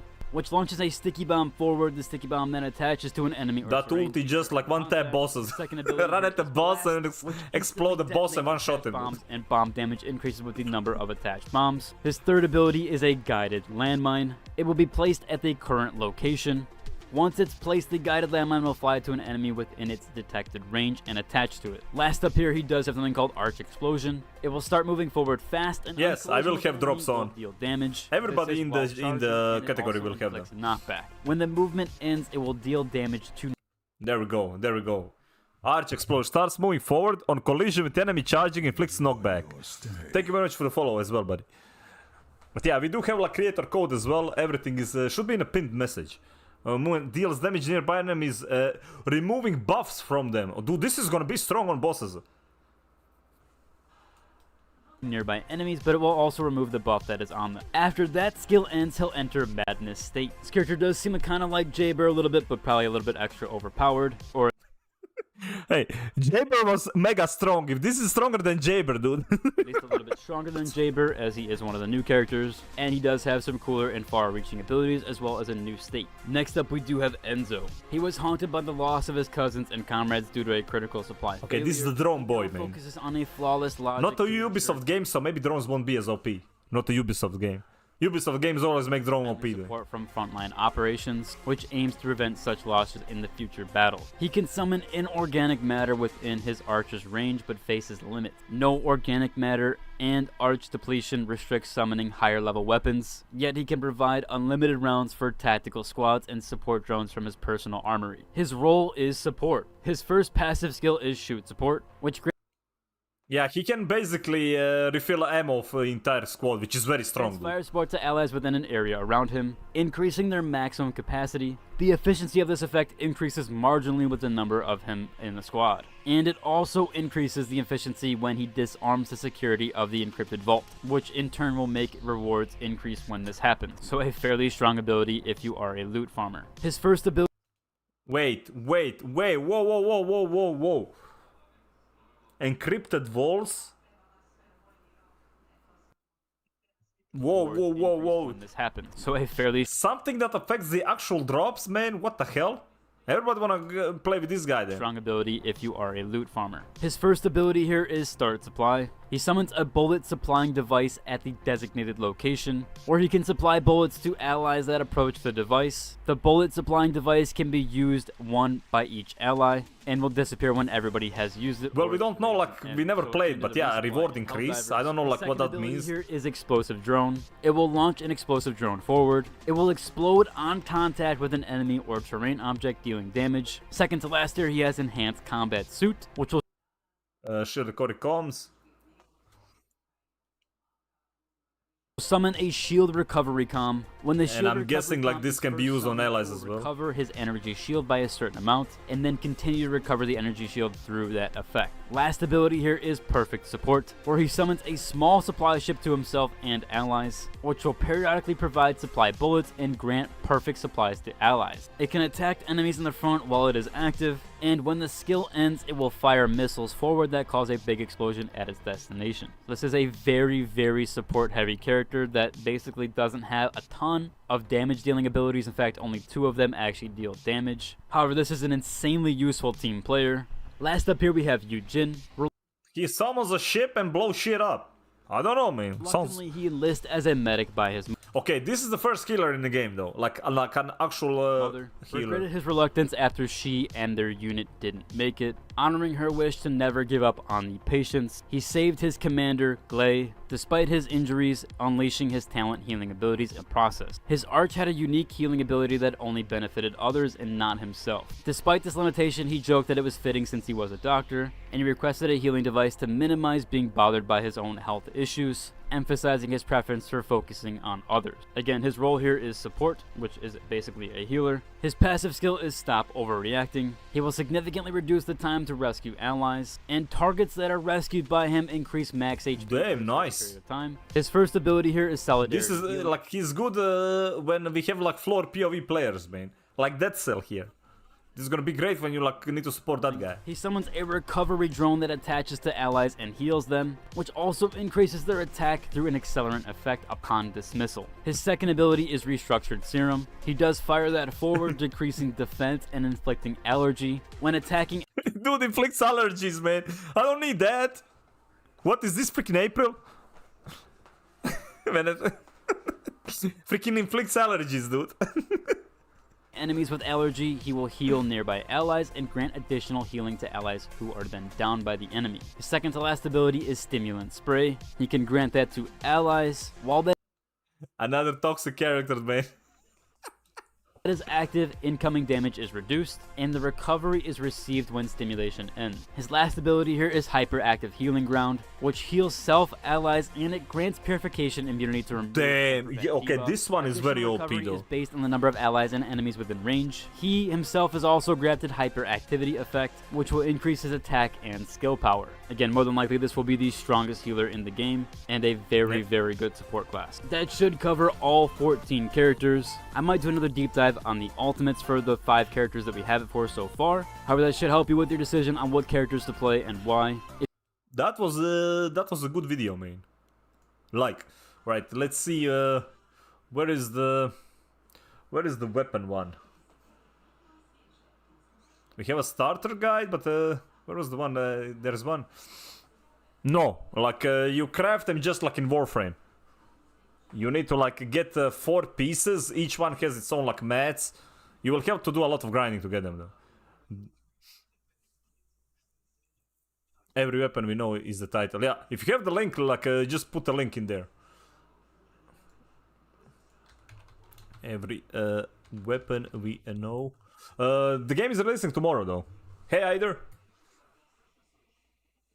Let me see.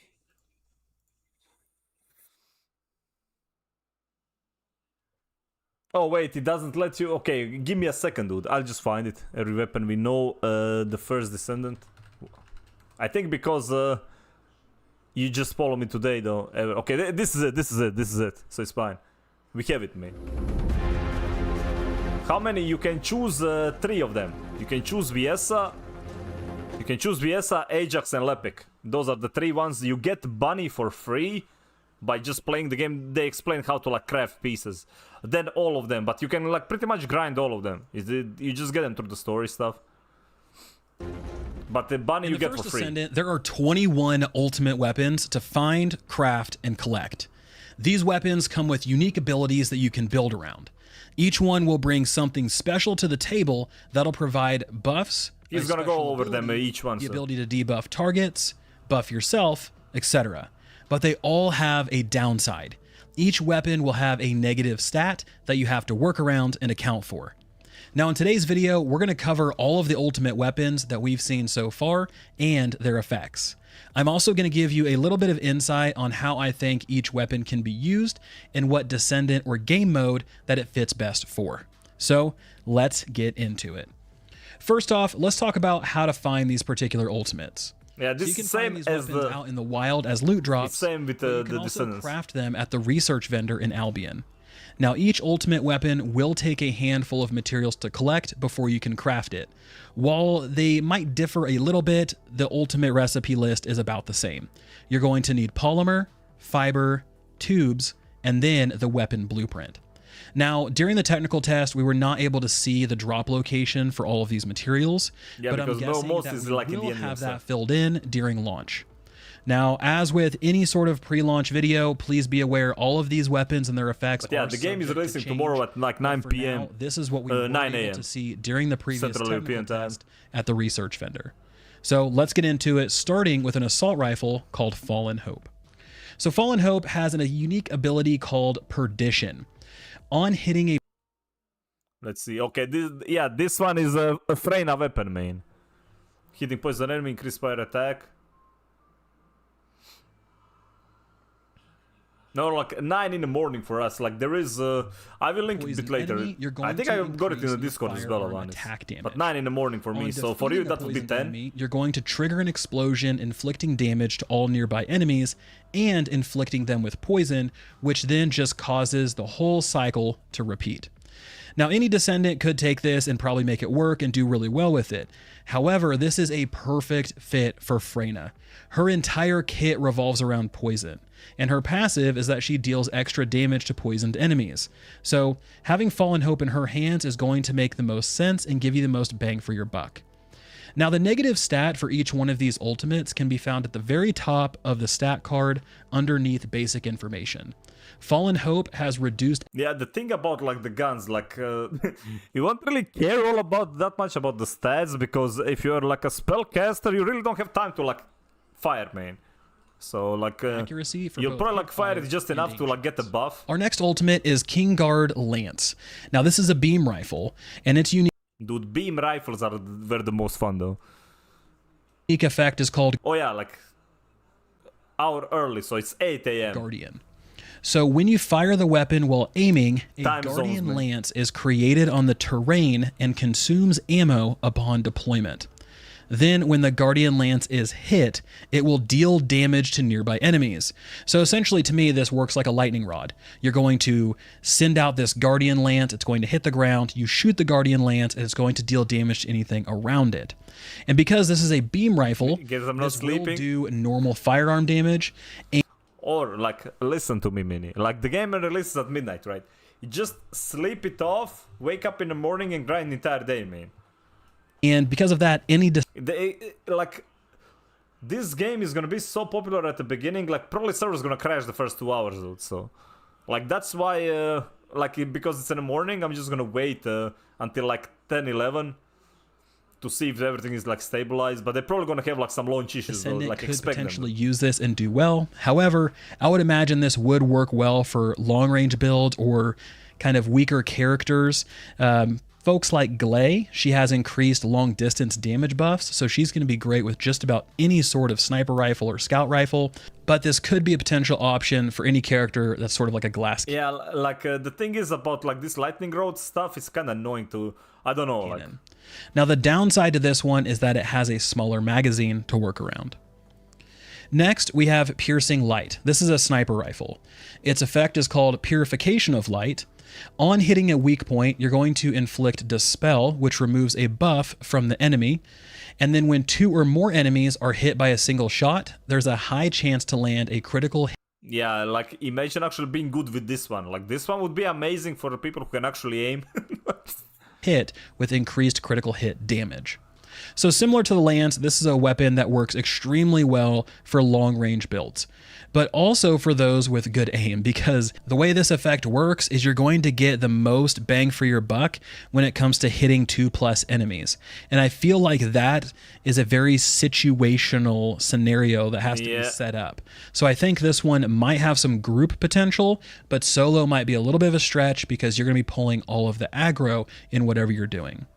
Now, the downside to Piercing Light is that it has increased recoil, but also increased penetration. The next one is a sniper rifle as well, and it's called the Afterglow Sword. Its effect is called Nightmare Reaper. On hitting an enemy's weak point, you're going to inflict them with a debuff called Death Propagation, which increases reload speed and weak point damage. When you hit an enemy commander or colossi, you're going to increase the firearm crit hit rate. Now, like the other sniper rifles, this one's perfect for long-range builds, as most sniper rifles. Yeah, like this one is gonna be, like, if you keep shooting at the same spot, you're gonna just destroy the part so fast with this one. But unlike the other two, this one seems much more geared towards void intercepts, which are those boss battle arenas. Now, by leaning directly into buffing damage against bosses, you're going to see some big advantages here. Then, like last time, you can pair this one with Glay for some massive damage boosts during her berserk state. Yeah. So the negative here for the Afterglow Sword is... But that is the thing, you do get the fire rate, right? It increases the fire rate, like with the buff. Critical hit rate, let me see, on hitting enemy commander. Oh no, it's reload speed. Okay, so it's not... Well, you just stack billion of fire rate. There is a slower fire rate, and the effective range is shorter than other sniper rifles. The next one is our first scout rifle of the bunch, and that is called Wave of Light. So Wave of Light has an effect called Splendor. After reloading, you're going to gain the buff called Solar Halo, which is going to increase your firearm crit hit rate and reduces your recoil. Dude, like max crit, holy crap. When you hit an enemy under the effect of the Solar Halo buff, you're going to inflict Lunar Halo on the target, which reduces their regeneration by 50%. So like I mentioned, this is our first scout rifle, and this class of weapon is my favorite. I really like what scout rifle brings to the table. Same. This one seems very sort of like all-purpose, and it's not necessarily specialized for any one mode or descendant, which I'm okay with, and I feel like this would be a really good secondary weapon to be able to use or pair with another ultimate that might be a little anything bit that more has geared healing, you towards kinda whatever need one of descendant these that though. you're So. playing. Now the negative for this one is there is a much slower reload speed as well. Next is Secret Garden, which is our first tactical rifle, which just as a reminder, tactical rifle is the 3-shot burst. Now, Gardener is the special effect this weapon has. So whenever you're using a dimension tagged skill, this one is also for like VS. This could be mana, void energy, etc. When you use a tech tagged skill, you're going to gain the pest control buff that boosts your firearm attack and your skill power. So as a weapon that regenerates special resources, this is perfect for tanks. Descendants like Ajax, who rely on void energy to supercharge their skills and protect the rest of the group. So folks that have those special skills or special also both of those, like are going to dimension really and, lean into Secret Garden, in my opinion, tech. because one, it's a rifle that you can use just about anywhere. It doesn't have to be long range. It can be short range, medium, or long. And it refills that special resource, which allows you to use your skills more often, or at least supercharge them more often. Now, as a downside, it does increase skill costs by 20%, so you do have that trade-off as well. The next weapon is the Albion Cavalry Gun. This is a machine gun. So the special effect here is called Cavalry, and whenever you hit a stunned enemy, you're going to increase your firearm attack. And when you hit a stunned enemy with a critical hit, then you're going to inflict stun on the enemy. So you can see kind of the cycle here. Now, while there isn't a single descendant that would benefit from this weapon over another, there are some descendants can you like stun the boss though? Will this even work on a boss? Who have stuns built into their skills that might be able to establish better synergy with the cavalry gun than others. And those two descendants are Ajax and Sharon. Both of them have stuns built into skills that you can use often. There you can stun an enemy, and then you'll be able to take advantage of what the cavalry gun brings to the table. Now, the downside for this one is increased recoil, but at this point, you're running Ajax or Sharon anyway, so you don't necessarily worry too much about threading the needle with your stream of bullets. Next, we have Enduring Legacy, which is another machine gun. The special effect here is called Craftsmanship. On hitting an enemy, you're going to increase status effect trigger rates for the element on the target, and it'll also inflict quenching to the target. Quenching is going to reduce the target's fire resistance. Also, when you hit a burned enemy, you're going to increase your firearm. So any fire one is great, man. Attack. There could not be a more perfect weapon for Blair. Like Fallen Hope for Freyna, this weapon fits perfectly into his kit and makes it so much more effective. And by that having new dude a as well, never-ending stream of attack damage buffs due to hitting burned enemies, this one's going to be at the top of any Blair build because it just makes too much sense. And the fact that it's a machine gun with a very large magazine, you're going to constantly be ramping up that damage as you hit more and more burned enemies. Now, the negative stat to work around on this one is a reduction to your effective range, so keep that in mind. You got to be close for the ultimate Daka, man. Hey, Shock, what's up? How you do? Just watching some First Descendant videos. Next, we have the Python, which is an SMG. The effect here is called Python Instinct. On hitting an enemy's weak point, you're going to inflict prey to the target. Prey is going to reduce toxic resistance and defense to the target. So this is just another great option for Freyna and her toxic abilities. This can be a good secondary weapon. I've been making tackles. Nice. Now the downside for Python is increased recoil, so you will need to kind of play around. But dude, look at this, man. Max stacks minus defense minus stocks, dude. With like, that to make sure you're not. Like, I mean, where's my water gun? Probably a bit later, man. But the thing is, like, this one, you don't really need to use it as a Freyna. You can use this one as a support, man. You can use this one as support to just buff your damage dealers, man. And Freyna can use the other rifle, because the other rifle gives you, like, more damage. This one is, like, more of, like, utility stuff. So this should be, like, a support weapon more than, like, the Freyna gun that goes with Freyna. Not too far out of the effective range. The next weapon is the... Alright, chat, we're gonna be right back though. I need to go to toilet, dude. So we're gonna be right Zibeko. Alright, where is the camera? The healer weapon? Like, anybody who has, like, the time to actually shoot, though. So yeah, I think, like, it would be good on the drone boy, because he doesn't really do that much. He drops kind of stuff.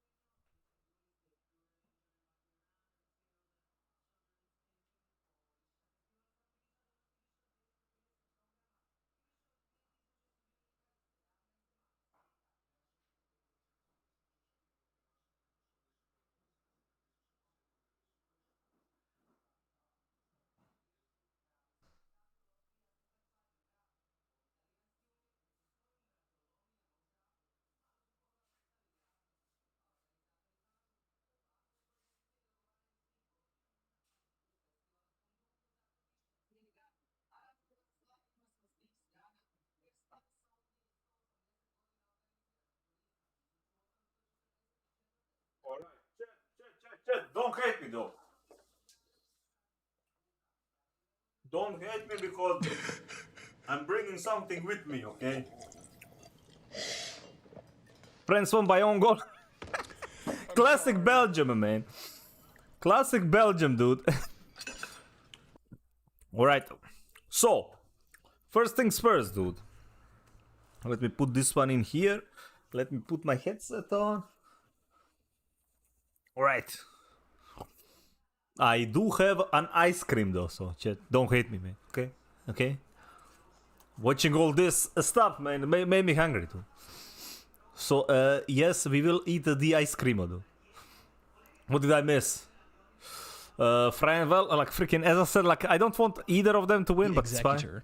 This is a shotgun, and the effect is called Impending Judgment. This one's a little interesting. So, upon hitting an enemy with all of the bullets in a single round, you're going to grant the Executor's Exaltation buff, which increases accuracy, and this can stack up to 5 times. If all of the... This right here, this weapon... An ice cream cone, damn right we are. But this weapon literally like made for Bunny as well though. Bullets do not hit an enemy, you're going to reduce the buff stack by... Steve. What tier list are you looking for? 1. Once you reach max stacks, if you hit the target with all bullets, the buffs are consumed and you're going to gain increased firearm attack and inflict the target with electrocution. when you hit an electrocuted target, you're going to increase your firearm attack. He's right though. Viesa is Now, S this tier. is our first shotgun, and it's a fantastic one for Bunny and for Sharon. Tier is for characters like okay, like go like this. You need to be a very specific, man. Best booba, best ass, best everything, like all around her. We have a lot, man. But yeah, if you personally ask me, in S tier for the for like the who is gonna be like the strongest, Glay is gonna be staying there. Glay, Jaber are gonna be probably like top tier. Like Glay, because like she will be the best weapon one. Like Jaber is just broken, man. He's good for everything, literally good for everything, man. I think like those two are gonna be above everybody else. Then it's gonna be like Bunny, yeah, and Bunny is S tier though, but the Bunny has to be because like she's like the kind of mascot of the game though. So Electrocute is going to increase the damage taken by the target. And because Bunny and Sharon are both close-range nuke characters, the Executor is perfect for them. It's going to allow them to keep the Electrocute effect up for longer periods of time, and you won't need to rely really heavily on skills in order to apply it. And then between the skills and the actual they were weapon all itself, strong though. you're gonna They be were able to all strong, exploit depending the what you want debuff to on the do. target and deal even more damage. Now, the downside of this gun is there is a lower hip fire and aimed accuracy, but again, when you're that close anyway, I don't think it's going to matter too much. Though the effect does need to make sure every single bullet in a single round hits. So you will still... I mean, it's a shotgun, dude. Like, if it's a boss, just go into his face and shoot it, man. Gonna be at... No. So, it might change, like... But I'm talking about, like, the general kit, right? Like, Glay was just pretty much, like, designed to use the gun specifically, and... yeah, all of them will do, like, you shouldn't worry about a tier list, man. They will all be strong. Like, I'll play Viesa main because, like, Viesa is gonna be probably, like, the best one for defense missions. Anything that involves, like, defending, Viesa is gonna be the strong one of the best ones. Same goes with, like, all those, like, damage over time that can, like, CC stuff. So she and, what was it? The water chick, like, and Ajax. Ajax is just, like, a great because he can put a barrier on the thing. Will need to sort of aim in the general direction and hope everything connects. The next weapon is the Penetrator. This is a hand cannon. Now that's a nice name, man. Can't wait to get one Penetrator, man. Ability is called Detect. So whenever you hit a weak point, you're going to inflict damage to the enemy's shield in proportion to their maximum shield. Gotcha, freaking the higher the bass. firearm level, the more damage it inflicts to the shield. And then once the shield is broken, you're going to stun the target. So this one, Ace, thank you very much in for terms following, of buddy. its effect, seems to... Dude, it looks cool though. Like all the guns, have you guys seen? They all have like a pretty freaking cool like texture to them. A new follower. Quanti, thank you very much for follow as well, man. to be like a weaker weapon, in my opinion, compared to all of the Hey, others we've hi, covered so far. Firelord, how you doing, man? That being said, I sort of equate this to like the noob combo from Halo. You did come where at you them. have the plasma pistol plus the BR, right? Do the You would noob charge up combos, the plasma man. pistol, you would let it go, it would The hit an opponent, penetrator it would take hand their cannon. shields A completely new down, follower. you would switch to your battle rifle, you would hit a And Firelord, headshot, thank you also for and the you follow, would buddy. kill the opposing player. With this, it's sort of the same thing. You can use this hand cannon to break shields, inflict a stun, and then swap to a higher damage weapon to really put a dent into a health bar. It's all about those combos and making sure you use them accurately. Yeah, but like all this like gun combo sounds nice, man. But you know what's also sounds nice? Spamming my abilities like 70 times in a minute, dude. Okay, that sounds more fun than actually firing a gun once. You can also pair this with the Albion Cavalry Gun, where you're inflicting a stun using Penetrator when you pop shields, and then you flip over to the Cavalry Gun to really inflict some damage. Now, the downside here is a lowered accuracy for hip fire and aimed fire, which you're going to be seeing this downside quite a bit, kind of across all of the different... No, like the thing is, we only had a few of them to test in like the first beta, right? The legendary ones. So like this will be a game changer. Like most of the guns were kind of basic, right? They didn't have like special abilities. Like, for example, we had the like that SMG, well, not SMG, assault rifle one. The one that everybody had, the lightning explosion, that was mega strong though. Next is Nazastra's Devotion. This is a hand cannon, and this one has Fanaticism as its unique ability. Dude, look at that, man. Look at that, dude. Look at on hitting allies. This is the perfect support gun. This is like the healer gun. Whenever you hit an enemy's weak point, you're going to inflict them with a Devotion mark, which reduces their... What time you going live tomorrow? Me? Probably around like 1 p.m. Central European time though. Around like 1 or 2 I'm gonna aim. Maybe even earlier, depend. I want to leave the first few hours because I'm mainly gonna sleep then if the server issues is, but yeah, like 3 or 4 hours after the game goes live. Whenever you and hit it's gonna be a an 12-hour ally, stream, you're going to restore the ally's shield at the cost of your mana. And this is a fantastic sidearm for all of our support players out there. Being able to throw out debuffs and restore shields is an incredible trait. Jabber and potentially Jabber. Like I was about to say, like this is perfect Jabber gun. This is the Jabber. Like rejoice, because if you're a support player, this is going to be one you definitely want to have in your kit. Now the negative here is a lowered aim recovery speed, but who knows exactly how impactful that's going to be. Let's keep this thing moving and let's talk about you the can next. put like all these like negatives on a gun. They don't really matter, man. You have a mode for it, dude. There is no, like, this is like as close to the Warframe without the PvP. This is the closest you will get to Warframe. Like, this game is like a perfect mix between like a Warframe and Destiny. Like, Destiny, like, in terms of like aesthetic stuff, but it's mainly like Warframe systems. Next one, so which is called Warframe, the Final Masterpiece. a lot of this is going to be like similar. Handgun. Now, Masterpiece, you're going to get a different buff after reloading. You're going to either get Superb Performance, which is going to increase weak point damage, Beautiful Appearance. The thing is, like, nothing is gonna dethrone Warframe as Warframe has like established this. Dude, like Warframe is like what, like 10 plus years old. It's like saying like Diablo will kill Path of Exile, man. That will never happen, right?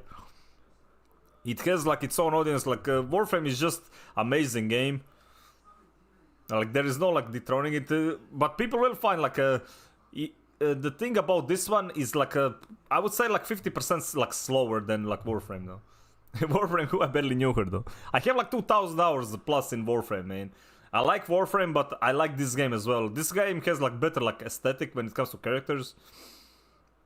Yeah, and like it has the best free-to-play model. Dude, I spend money in Warframe, right? But majority of the stuff, I have so much premium currency in Warframe by selling the parts. Like, you could play the game as a free-to-play with everything having premium though, so. Because like the trading in that game is amazing. You could trade for premium currency. Like this game will have trading as well, not to the release, but they didn't say like how. What I don't think it's gonna be as good as the Warframe one. I doubt it though. I wish it was, but like I don't think it's gonna be as. Which increases your crit hit rate, or Awesome Feature, which increases your fire rate. Now, as you're reloading, if you get the same buff that's already applied, it'll strengthen. So for example, if you have the fire rate buff and then you reload and you get the... Okay, all this like triple cycle, dude, fuck these guns, dude. Yeah, this one has like 3 different things, right? Imagine having to like wait what happened, like for example, everybody's want to get either like... you would most likely gonna wait for the weak point damage, because that one is huge. But this seems like so annoying to like work around. Fire rate buff again, you'll get a stronger. How many items have you had? Like this is the same one, dude. Now, similar to the Penetrator and the Kingsguard's Lance, I did buy 2 packs, so I have like fits almost all Descendants as a secondary. Like the next 8 one we packs, have so is yeah, I still Divine have you, Punishment, which is an assault rifle. Its effect is called Prayer. So granting a buff to allies will give you a meditation buff, which increases your defense. Recovering an ally, which means restoring their health, shields, resources, or mana, will grant you praise, which reduces your skill cooldowns. And lastly, inflicting a debuff on an enemy will grant glory, which increases your firearm attack. Alright, dude, this one is insane, man. Healer, another one, like another mega support. Like, dude, that drone dude is gonna love this one. There are dungeons or raids with more players. Yeah, so you can play with 4 players. There is, they haven't really, like, we do have a Void Intercept battle, which is basically like a big boss battle with 4 people on. You have those, you have dungeons.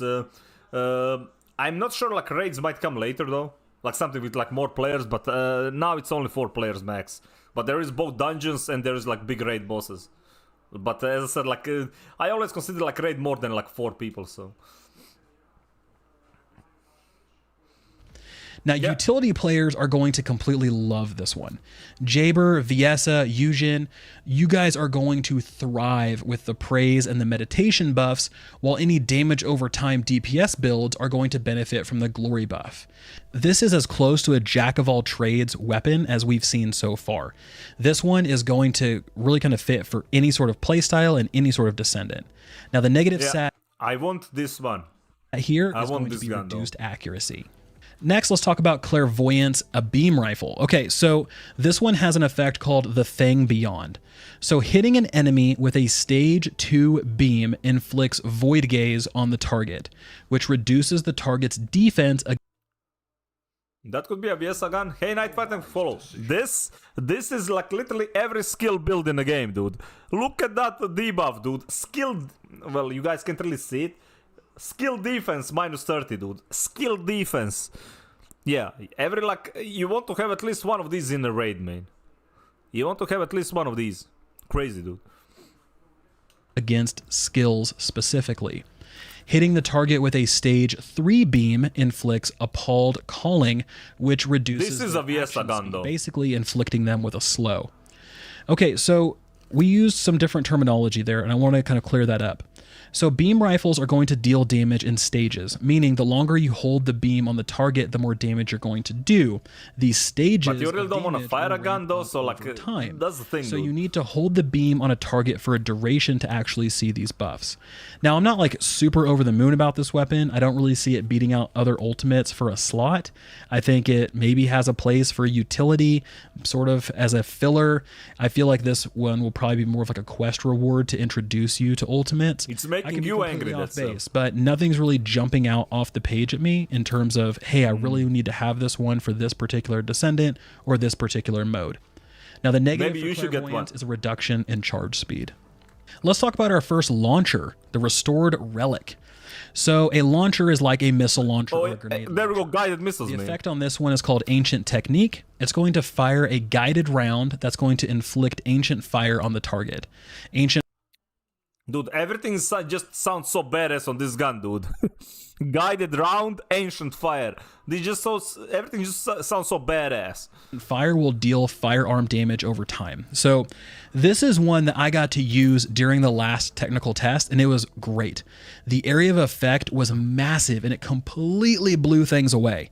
The downside is that ammo went incredibly fast, and it was hard to come by because this was more of like a heavy-related weapon. So it was difficult to kind of find ammo to then... I already like the game, and definitely started with Ajax, 10 character with shields, and no, dude, like, he was mega strong, man. Carpet bombers, man, the best, dude. War reaction content, true though. Freaking true warriors. Damn right. What did the freaking novel say up there? I didn't see, dude. He waits for, god damn it. He waits for it to get formed before eating, he waits for coffee to get, dude, like, I still have coffee, though. And it goes great, like this cold coffee and warm ice cream.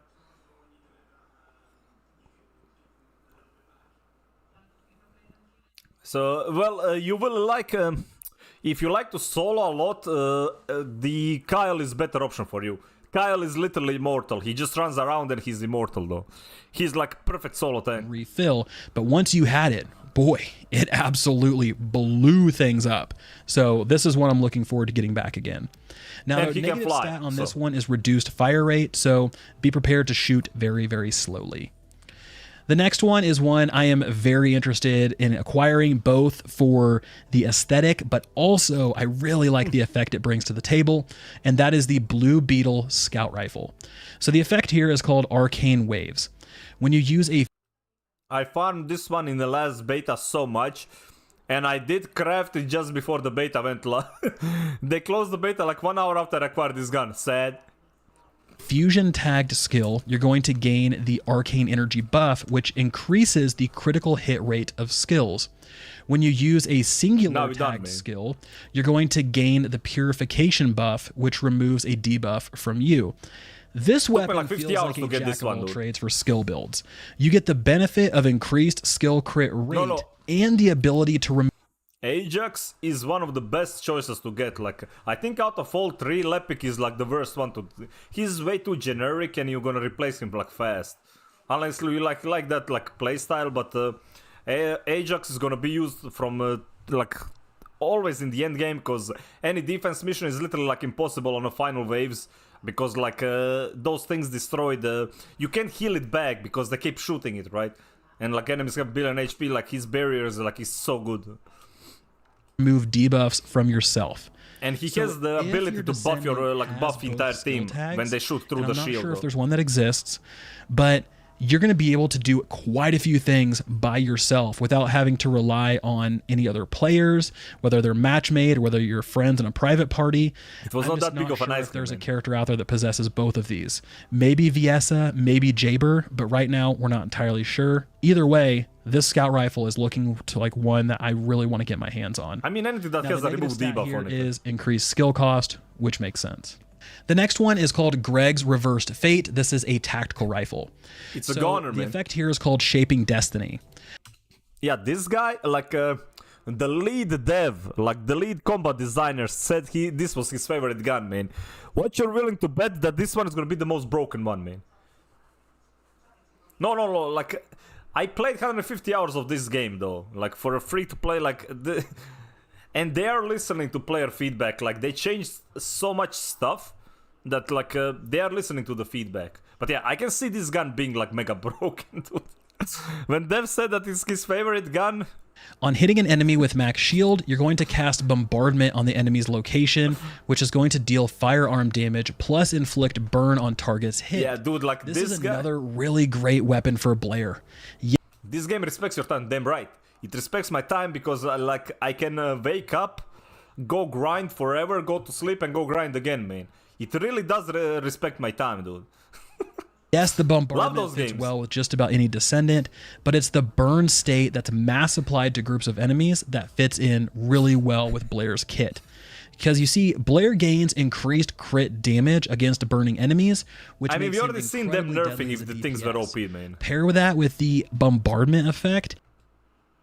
Yeah, like this is a Blair gun, dude. And he's going to have so many enemies in the burn state that he's going to be able to other like, but the other explosion guy is going to benefit even more, man. Really cool stuff. He is the bombardment. Now the negative stat on Greg's Reversed Fate is reduced accuracy, so again, remember to kind of play around with that. Next we have Thunder Cage. So Thunder Cage. Yeah, like this was like this gun we had, and it was so damn good though. His special effect is Overcharge. This is an SMG. Now, Overcharge, when you defeat an enemy, the defeated enemy may discharge an electric shockwave. Also, like, remember all this, like, you see all this, like, effects, right? Remember, this is the basic effect, man. They can increase with levels and stuff like that, right? You need to, like, you can infuse more guns to increase the... So all this will scale even more. Deals damage to nearby enemies. Very straightforward. So this is like the basic. You see this basic, you can like charge it like 4 times, man. About the far guy, I like both of them. Like I think they're both cool. As I said, if they were like a female characters, I would probably like play them as well. Imagine playing as a male though, yeah. Well, the one I'm gonna take like Jaber. Like Jaber, I liked playing with Jaber though. Jaber was okay though. Simple, very potent.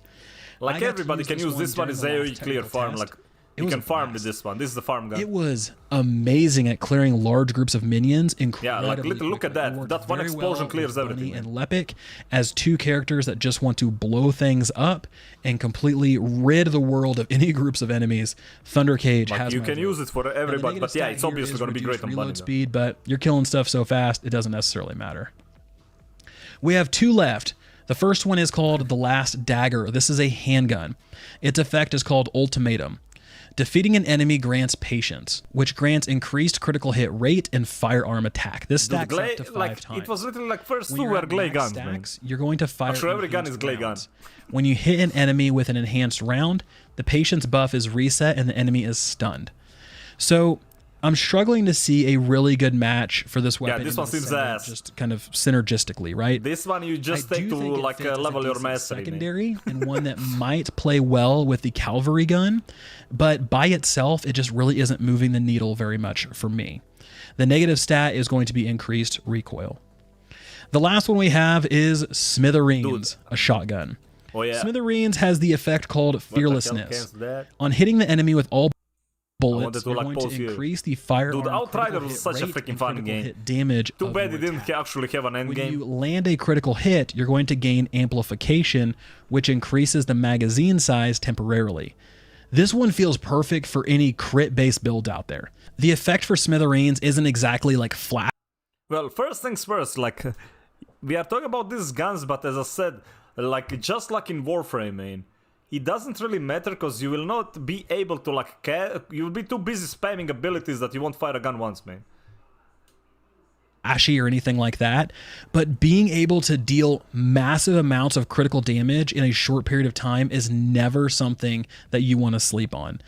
Being a build that's sort of like a close range damage dealer where you can use Smithereens. Like, all this is nice, like, the only good thing about, like, you want a gun that has, like, a 5 to 10 seconds effect where you can just, like, hit enemy, proc the stuff and just spam. Because you want to continue spamming, like, all the time. You really don't have, like, time to actually do anything else. Sharon or a bunny, you're going to be able to take advantage of this incredibly well, and I think you're going to be able to blow things up super But you want to bet, like, the thing is, like, they don't really need to, even if, like, that's also true, but everybody's just gonna buy Ultimate Bunny, man. Everybody's just gonna go and swipe for Ultimate Bunny instantly, man. That's what's gonna happen anyway. So you're just gonna see, like, 7 billion bunnies running around, man. What do you think? Well, bunny is free, though. Glay, you will have to farm for a bit, but bunny you get for free, so. And, like, that's one more thing, though, right? People will swipe just for the costume. You will be able to grind it. But thing is, like, bunny is the first one you get for free, though. How do you unlock? You just play the game. The first one, the first one you get is... like, the bunny is how you explain to you how to craft. You need, like, 4 components. They drop either from, like, doing missions or, like, from the bosses. You will see, like, everything is explained in the game, though. Each one has, like, somewhere to drop. You can farm all of them, like, especially every single, even the ultimate. The crit yeah, buffs same that as you can Warframe. get out in the game from your components, as well as your modules, all of that type of stuff. Now, Okay, the Fluffy, downside this of is just Ultimate Smithereens Bunny is with that the rest of the weapon game has as reduced fire DLC. rate and aim recovery speed. Alright, I'm gonna say it right now, like, I'm going on the record, dude. Like, first things first, as I said, like, we have a pre-season until August. I think, like, in August the season 1 starts. Or, like, it is... no, I think it might be, like, September. Once we get bikini skins, man. Remember, this is summer. We're gonna get, like, the bikini skins for sure, dude. Then is when people are gonna go absolutely goddamn broke. It's gonna happen, man. Calling it right now. Okay, guys, so that's all 21 ultimate weapons we know about so far. Which one is your favorite? Did you see some pairings that I might have potentially missed? I'm looking forward to the First Descendant dropping on July 2nd. I have a ton of content lined up for you guys that I'm working on right now. Can't wait to see you guys there. As always, thank you guys so much for watching. Okay, thank you for the video, dude. That was Vulcan, man. Here you go, have a thumbs up. Let's see, we have, what else do we have here? Okay, do you guys want to watch this? 15 things you need to know before you jump in. Okay, since we have, like, a lot of new players who haven't played this kind of game, we're gonna go to this one. Booba, booba. Aren't exactly a dime a dozen right. these. Well, we're gonna, like, kill stuff, man. Kill stuff and booba stuff. Also, like, you go here and you just put, like, a Ultimate Bunny, the First Descendant, and this is the reason why everybody's accepted. Like, I don't want that. No, wait. I wanted the Ultimate Bunny, man. The Ultimate Bunny, man.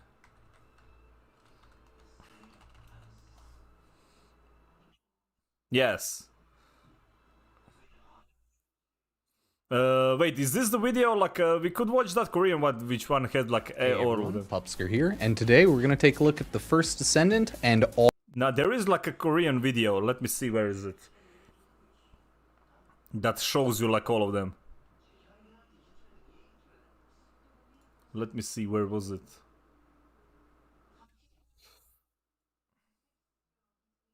Let me find it for just a second, dude. It was... where? I DM'd it to... Where is? All skins?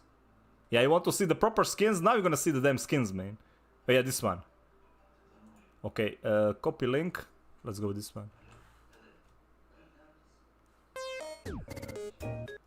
Alright, so this was...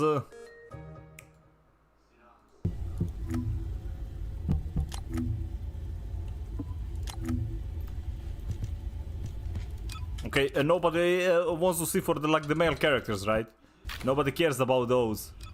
Even though, like, these kind of skins you can expect, man.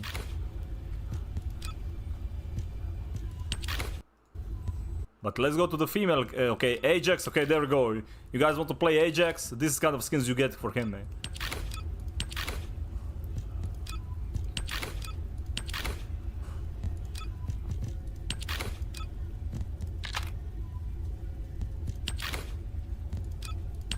Dude, look at that freaking... This is like premium currency, man.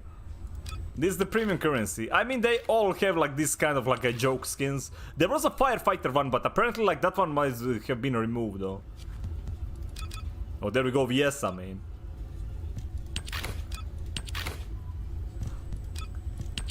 Maid, schoolgirl, they going heavy, man. Very nice.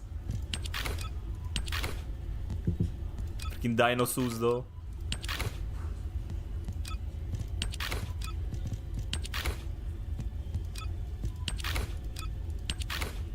And this is just at the start, man. Gotta have the panda and a dino suit, man. It wouldn't be the dinosaur pajama. Yeah, it wouldn't be like the Korean game if it doesn't have those though. I mean, Lost Ark literally has like every time they messed up like update in Lost Ark, you would get like one like dino pajama suit, man.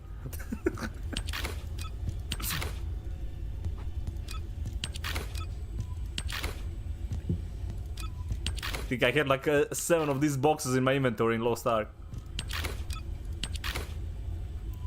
This is a Jaber though. Just wait till he comes to the bunny, man. Got all kinds of furry suits now. Well, this game is just releasing, alright. Oh boy. Oh boy.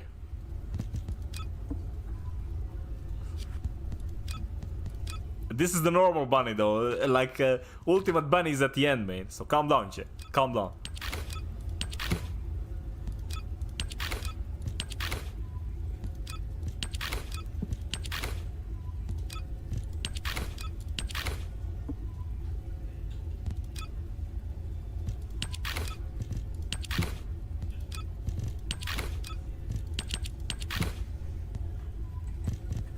Yeah, like so, like in this one they don't.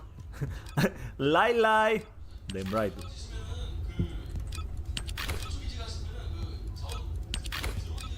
But he has a 10 million of a premium currency, dude.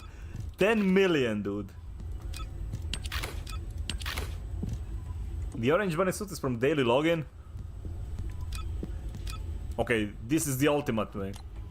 Like, dude, like this ultimate Ajax is freaking sick. Like, they all have like the intro animation as well. Okay, is he gonna show the same ones? Yeah, there we go, Freyna, man.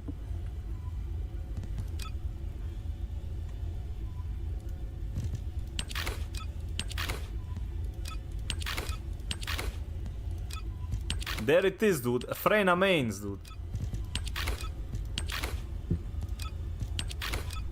I love how he's showing like the same ones on all of them.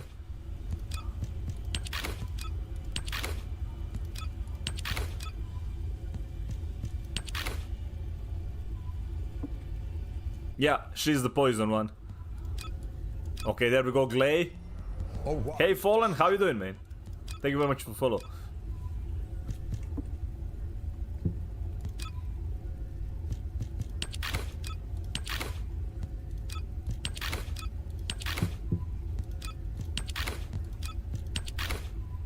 Just your classical maids, dude. Classical maid look, man. Yeah, Glay was like the most like most broken character in the entire game. That they had to like nerf her like 7 times, man. Nice suits though. Too much clothes though. Okay, okay. Chat. We coming to the final ones, man. This is the Viesa. What you're looking at now, Ultimate Viesa. With some side boob action, dude.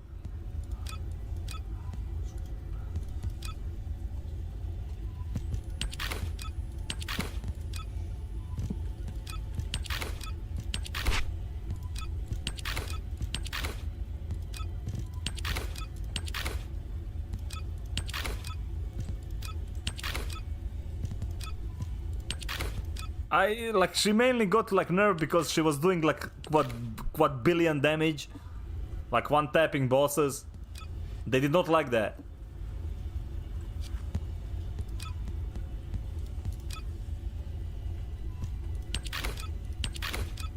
Yeah, we still have a oh boy, like the best part is yet to come though.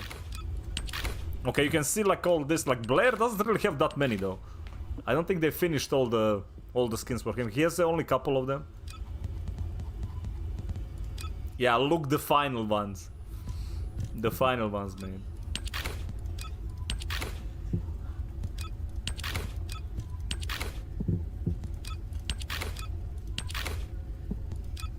Next one, dude, like Vindictus. Listen, that game was amazing, okay? I really hope they pull more of Vindictus stuff because it was great, man. Yeah, Fluffy, some of them might be even, like, from what I heard, like, the Firefighter one apparently, like, is missing from the game files.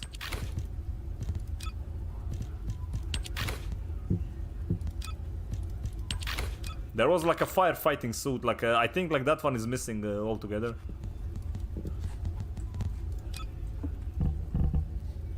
Freaking Kyle, man.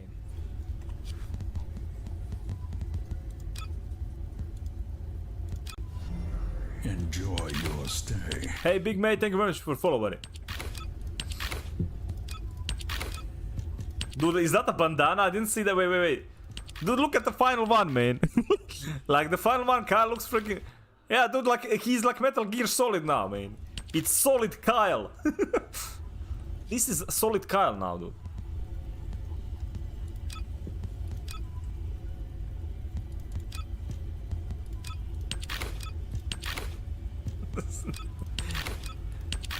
Man, like, did you see that one? With this one, he looks like that from Borderlands.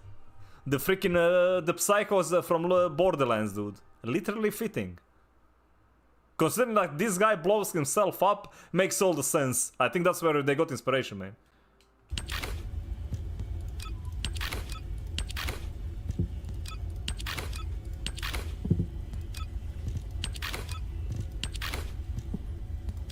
Yeah, like, cause these ones are like a new ones. They don't really have that many sets.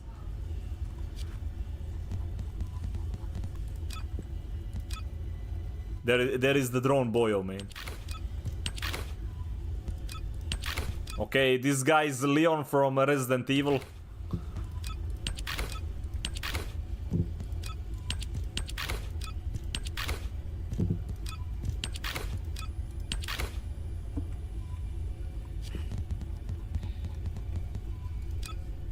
Oh boy, next one. I mean, they all take like inspirations from like popular games. Like that will never change, man. Like these guys like from like freaking BTS, dude. Oh, dude. Chat, are you ready? Are you ready for the next one? I don't think you are. Like, I don't think anybody's ready for the next one, dude. Next one is how, like, this is your guide how to bleed your wallet. This is the guide how to bleed your wallet, man. Just there we go, and there it is. This is how you bleed people's wallets, like right there, man. Classic. This is the ultimate bunny, man. This is where like sad people swiping everywhere. Literally this one. Man, he doesn't even turn her around, dude. Like, that's it. Also, like, look at that.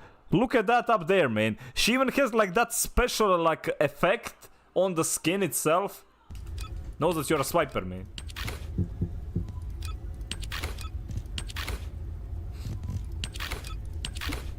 Actually, wait. Which one is that, dude? Like, this is like a different one, though. The ultimate bunny is the golden one. It's not this one. This is like a mega special one. I don't know where the hell do you get this one. It has like, you see how it like glows differently, dude.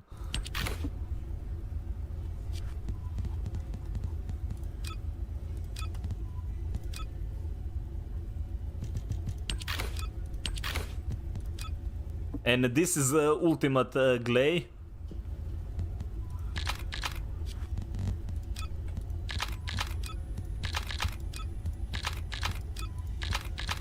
Okay, he's just like unequipping.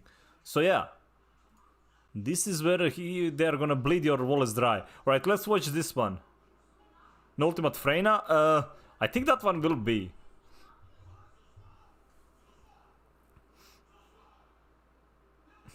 It was a critical hit, man. So, oh my Tyrell Bunny Hawk Tua, my wallet. It was a critical hit. Sure was, man. Sure was the critical hit, man. Alright, let's see here. So we're gonna watch this video because like for people who have never played like this kind of games before, like this will help you out though.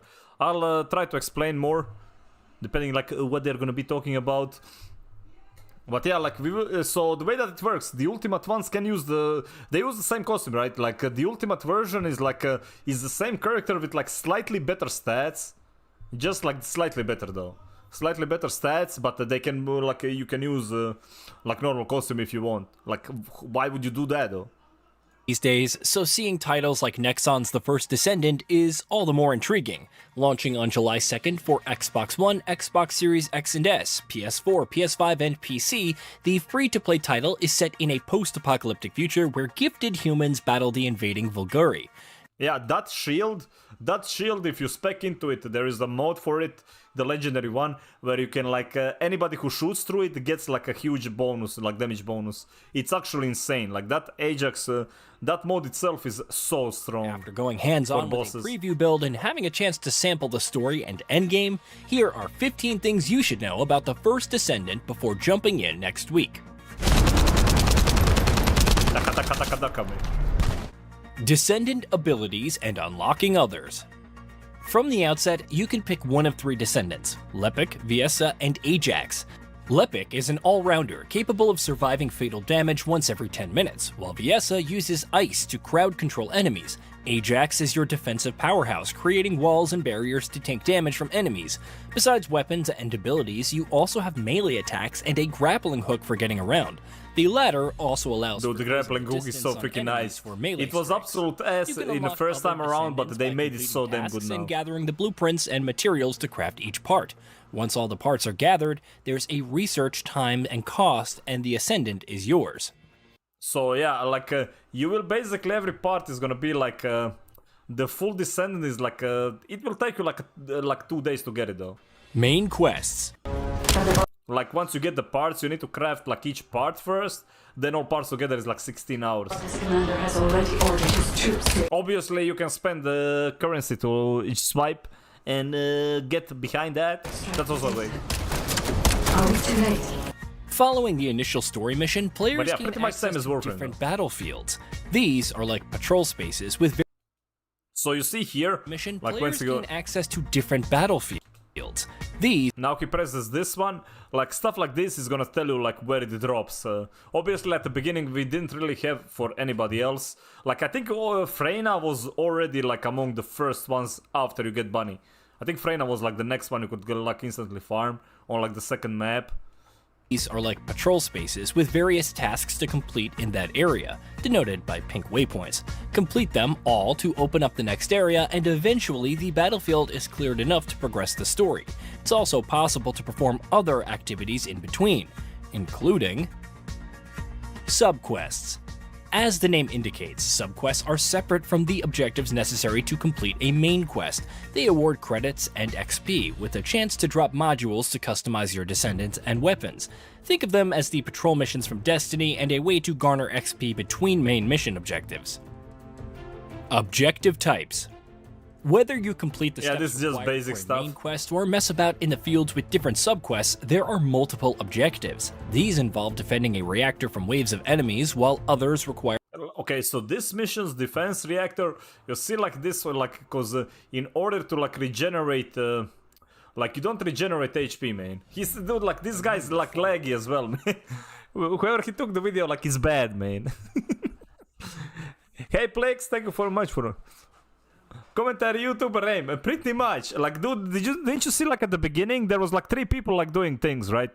Like one was written by one guy, one was like voiced, and one was edited, and like the 4th guy was like slaying foes and depositing the resources they drop. I was so excited. Same, man. Slay X amount of enemies, followed by an elite to dispose of. But yeah, like you see the HP bar, like here you can heal this one. If you have like Jaber or if you have like that drone dude, they can heal this. Not drone dude, the other one, like the BTS dude. Like they can actually like heal it.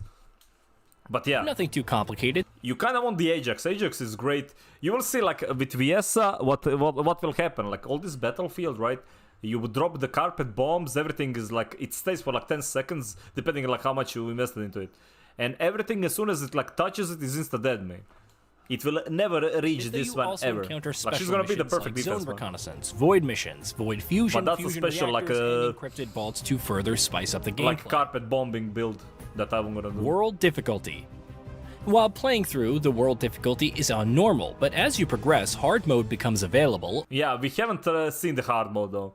We haven't like we had option to like fight in the first beta like hard bosses, but they were not like different. It was just like basic like higher level though. Upping the challenge alongside the rewards received. It also unlocks new content. The US special. Well, that's more like a Blair carpet bomb. Cruising through the story on normal to get your bearings is the way to go initially. Carpet bomb and freezer. Hey, ground XP, thank you much for follow, buddy. Be recharged. And one type as well. Weapon types. The First Descendant. Okay, so weapon types, right? Like there is like 7 or 8. I'm not really sure. So you have like submachine guns, normal pistols, and handguns. The thing is, like you see the levels though. I'm downloading now, like you can't really do anything. I think if you're on an Xbox or if you're on a PlayStation, by the way, there's crossplay from the start, so don't worry about anything. If you like, what I was talking about? Oh yeah, like so this one right here, like it's the actual like item levels. But if you want to like level your account, right? You want to level every single gun. Every single gun has a mastery. The more you use it, kind of like a code system, right? So you want to level every single one of them to max. The best way to like speed farm your account level, because account level gives you like more options to add like more resources though. Like more, yeah, pretty much like the same system as mastery ranks. They're even called mastery ranks, so pretty much the same system. But yeah, in this game it does affect like quite a bit, because it gives you like more the more levels you can like inventory space is kind of trash. You see how here it says like by the way, here it says like 75. You start with like 50, man. You start with 50. I'm not sure if they increased it or like decreased it, but you get like +1, +5, I think, every couple of mastery ranks. So the best way is like Ascendants give you the most, right?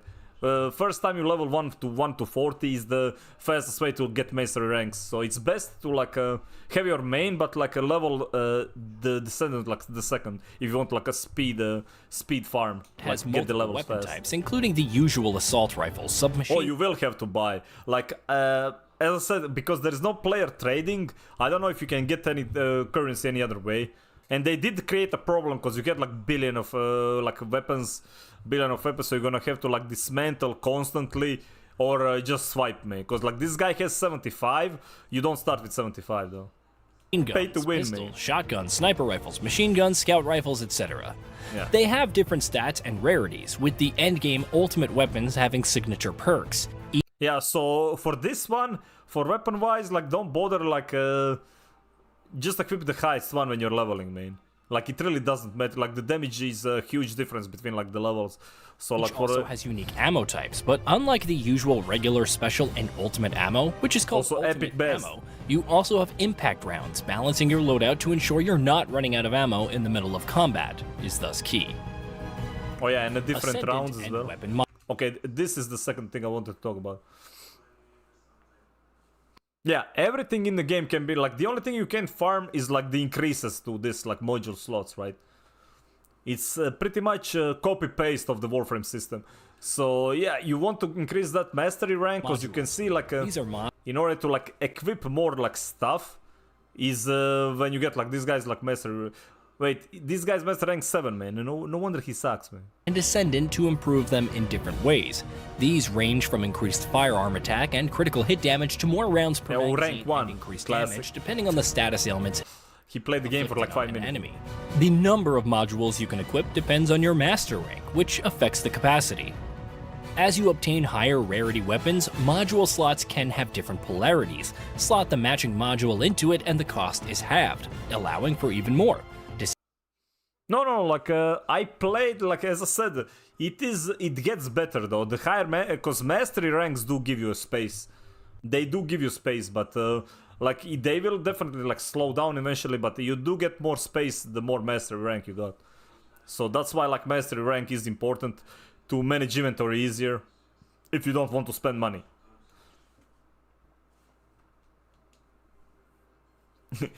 Like all of this game, it all depends though. It depends what kind of a player you are though.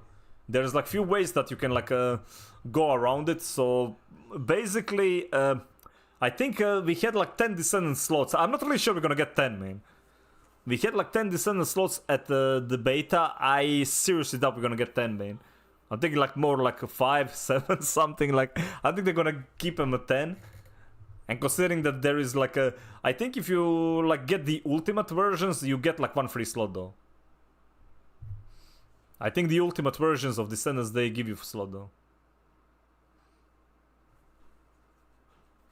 Paid currency. So Plex, they did confirm.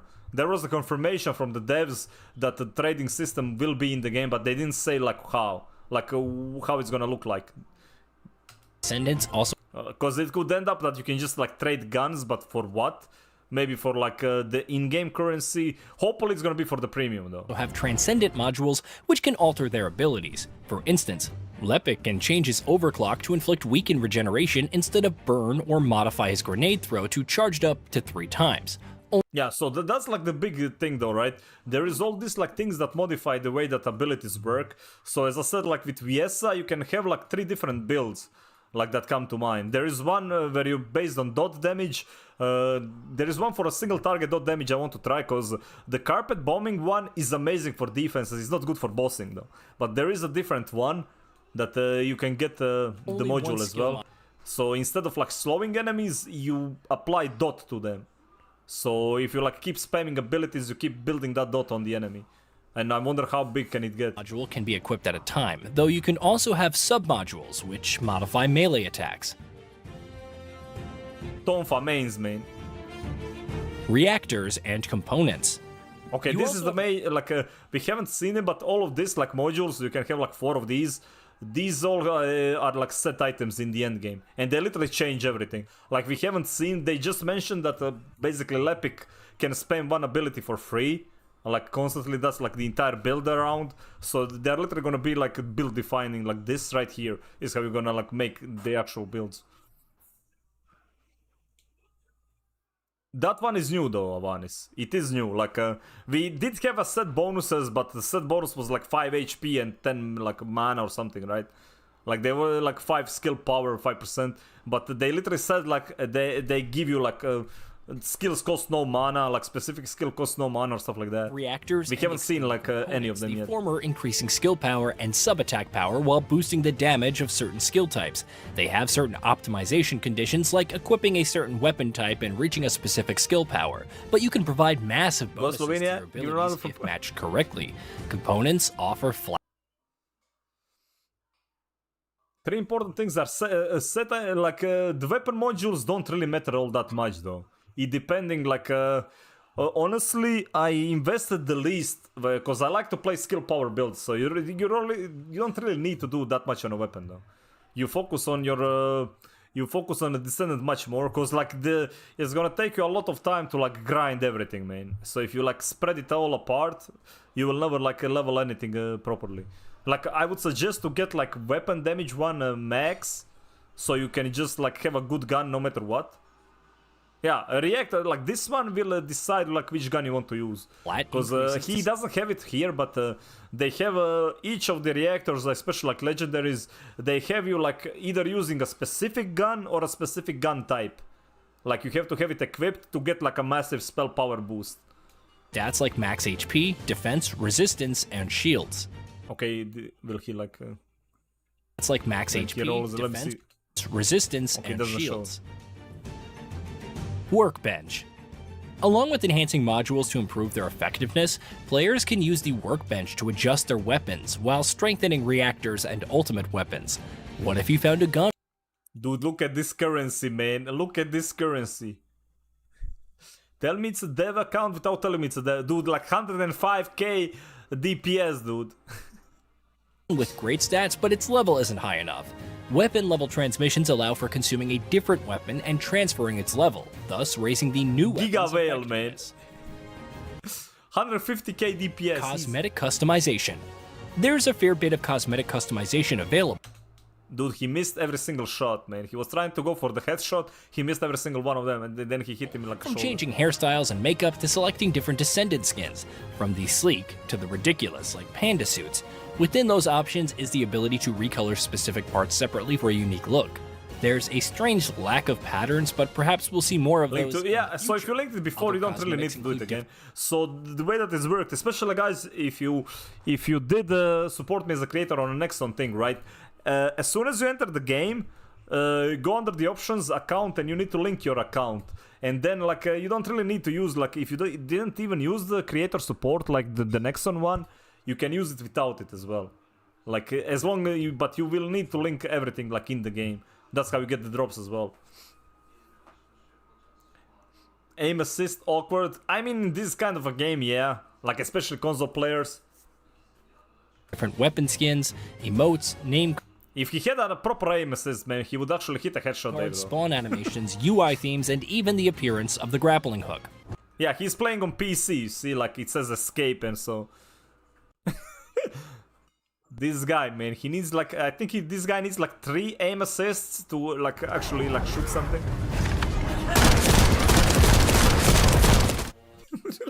That gun has like no recoil and his like gun is going like this. The gun has like no recoil, dude. It's a scout. That was so bad, dude. Infiltration operations. With all this talk about the base game and options for customizing Descendants, what can looter-shooter fans look forward to in the endgame? First, there are infiltration operations, instant dungeons with modifiers like increased elite monster HP and movement speed. That's on normal. Yeah, we only saw like the basic of this like dungeons. They're okay, just like a normal like mission dungeon. Choose hard mode and the number of modifiers increases. You can also add I'm more really looking forward to how like reduced challenging the Descendants actual defense like endgame and is gonna health, be. increased enemy HP and whatnot to increase the kill score. The higher the kill score, the more likely you can earn the selected rewards. There's no matchmaking on hard, so be warned, or make your own team, whichever works. Yeah, you heard it, man. No matchmaking, so you're gonna have to use like well, I'm sure like that will be changed because they have matchmaking. Actually, I'm not really sure if this is correct though. They did say that they have the matchmaking for everything. I'm not sure about this information because like they did say like you can like matchmake for everything.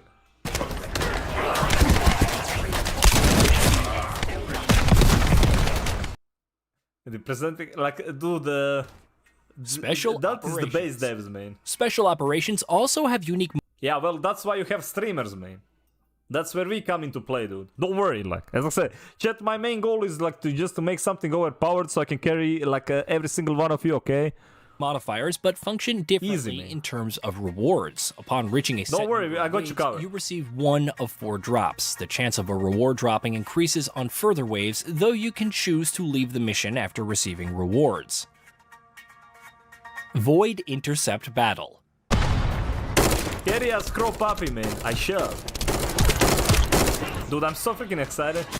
So is it no? Like this? What they were talking about was like the like hard mode endgame content.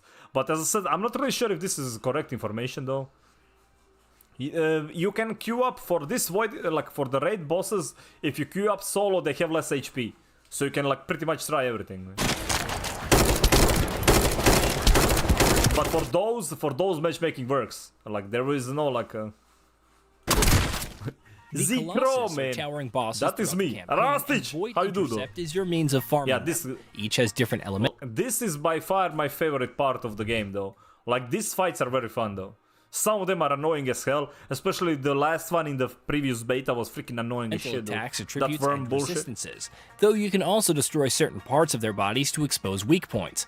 Alongside the loot drops, you can also use the reconstructing device at the end to open amorphous material patterns. Where do you get those patterns? Why, from infiltration operations and special operations, of course, creating a continuous endgame loop. Some Colossus must be tackled. Alright, I can't watch this guy play because he's giving me like a brain aneurysm, dude. Like, look at it here. You know that if you feed a cat 2.3 ounces of catnip, it still in most cases won't be able to fly a Boeing 37 across the Atlantic without losing an important piece of the plane. That is true, Boomy. That is true. Even though I do want to like watch the cat do that. Hey Melos, oh yeah, the hangman. Yeah, that was dude. That was like such a. I hated that fight. Infiltration operation. But look at this guy. Like, so the mechanic here is this ability, right? Once this larger circle meets the smaller circle, it will like land a beam, right? And this guy dropped he dropped his ultimate here, like he dropped a dome, and he ran away from his ultimate, which shields him from the literal ability. He literally ran away from like the hit that is. Okay, dude. I can't, man. Some Colossus must be tackled with other Let me see. Players, but match. And he died. He fucking died. And he actually put this in a video, dude. He actually. Oh man. Matchmaking is available, thankfully. Yeah, good job, idiot. Post-launch plans. No matter how much content a looter shooter has on release, the question is always, what's next? Though Nexon didn't explicitly outline its plans for post-launch or provide... Well, they did. Like, so... Like, what we know is it's pretty much 2 months. I think like month and a half, I'm not sure exactly, but it's September is the first season, though. September is the first season. Then they're gonna like add... we are already getting like a new character then. Like, then it's gonna be that Lena, whatever the name is, like some DJ chick. I think that's the next character. So it's gonna, like, season is gonna last 3 months, but the pre-season is like either a month or like, I think it's 2 months though.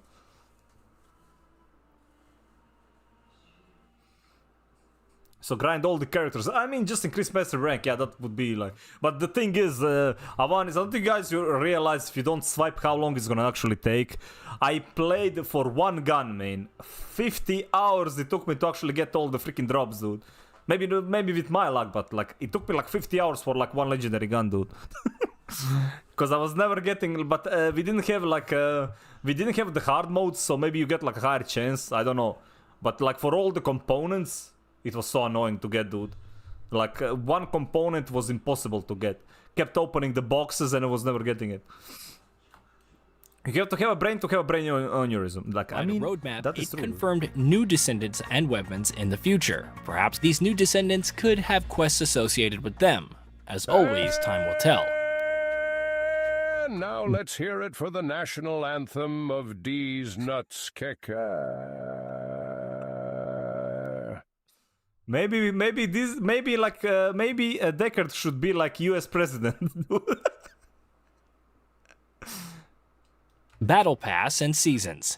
However, two things are apparent from the preview. battle passes, and seasons. You receive various rewards depending on the tier, from new emotes and badges to increased gold gain, weapon skins, and even ultimate weapons. Free and premium tracks are available, but there's Hell also yeah, the supply $10. shop. So $10 is the battle pass.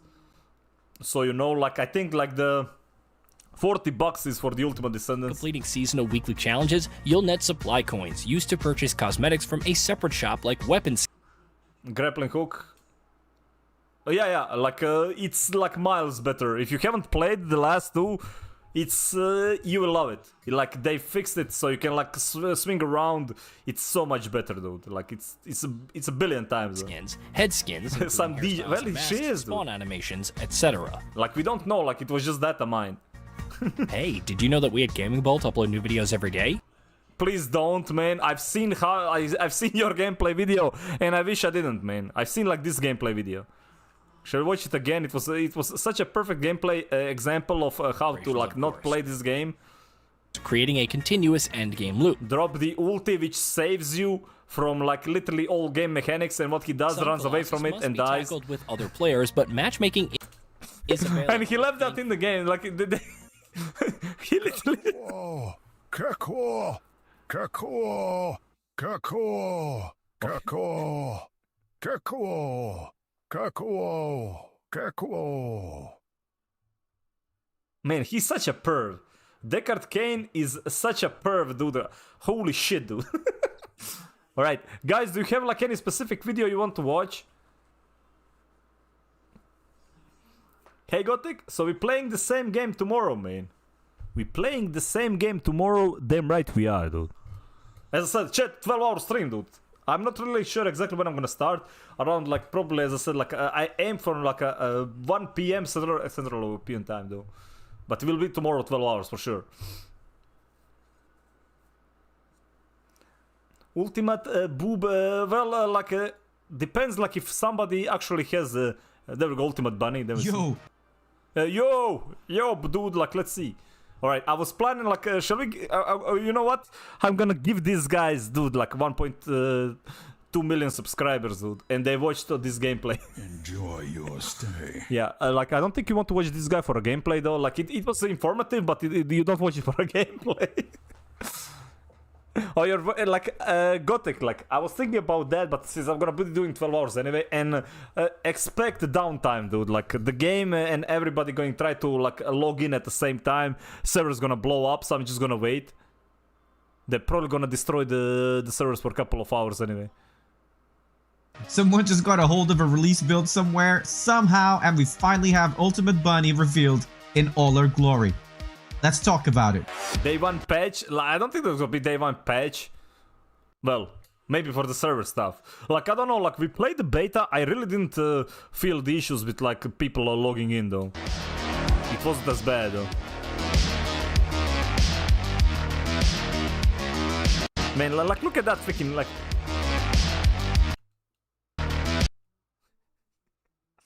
angles. I love the angles in this game, though. Yeah, no shot, like, it will be insane, though. And number 2, dude. Can we go for a 3?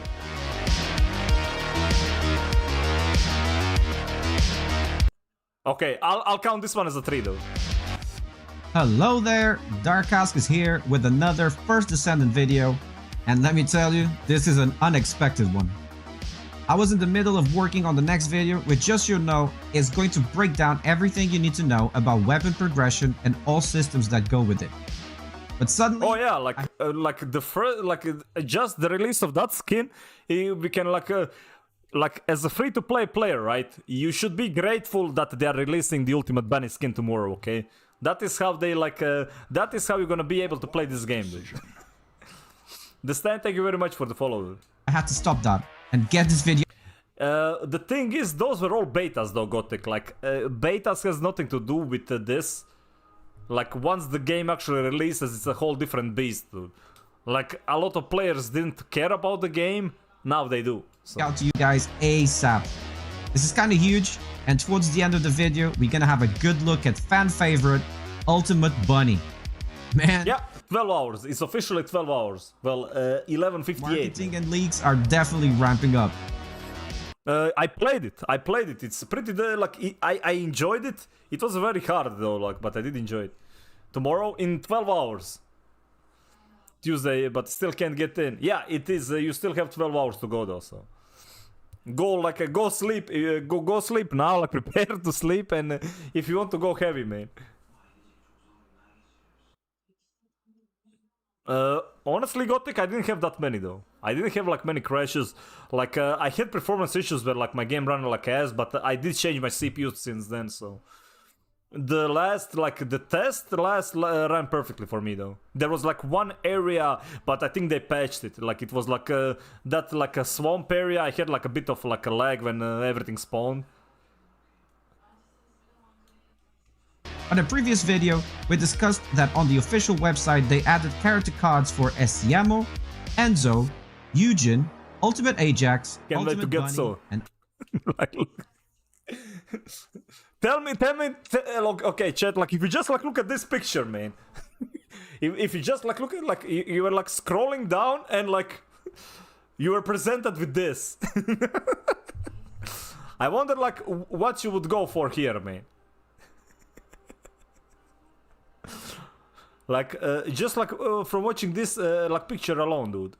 Ultimate Glay. By the way, they don't have the coming soon tag anymore either, which means they might not be future content as we thought, but actual available on release. Yeah, available guys, on if release. You're into looter shooters and want more the First Descendant content. Man, it would be crazy if they don't put like Ultimate Bunny on a release. That would be so crazy. That would be like the biggest mistake I have ever seen in video games, man. Make sure to leave a like on the video and subscribe to the channel. Thank you. Ultimate Glay or Bunny still can choose. Why not both, man? Well, if you're gonna swipe for one, depends like what you want to do. But like, you will be able to farm all of them. Remember, like, ultimates are not like... they will be like, obviously you can pay for them, but you will be able to grind them. It will take like billion hours, but you will get them. I'm not kidding you. I have a feeling like each one is at least gonna be 50 hours of grind. If you're lucky. We have now some footage previously available of Estiamo, Enzo, and Eugen. But now, we have also leaked footage of their intro sequences straight from the character selection. Check it out, Descendants. 영성은 쌓는 게 아니야.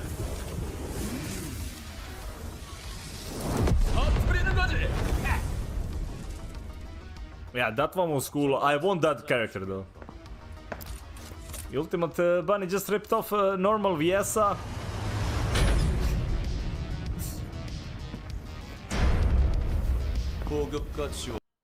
Yeah, it's literally on the game's website, man.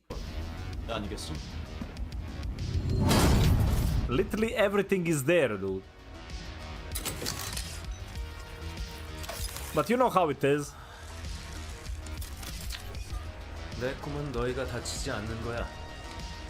Hey, Ajax was great though. Like, don't get me.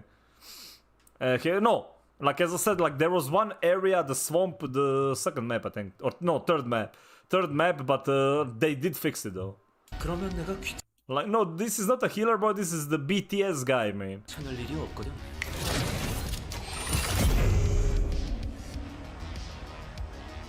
Quick shout out to our Twitch channel, twitch.tv/Darkauskas. Yeah, Link in the description.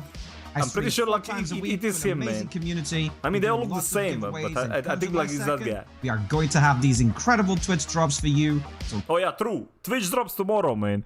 We get like the pizza slice and well, we get pizza slice, dude. Like 15,000 of these shards, right? This is literally like one upgrade, man.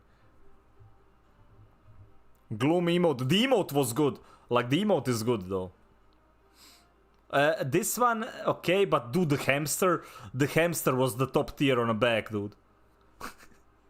Come join us. Do not miss out. We are Hamster wheel was the best ever, man. Creators, so expect many more giveaways and exclusive Twitch drops just like this.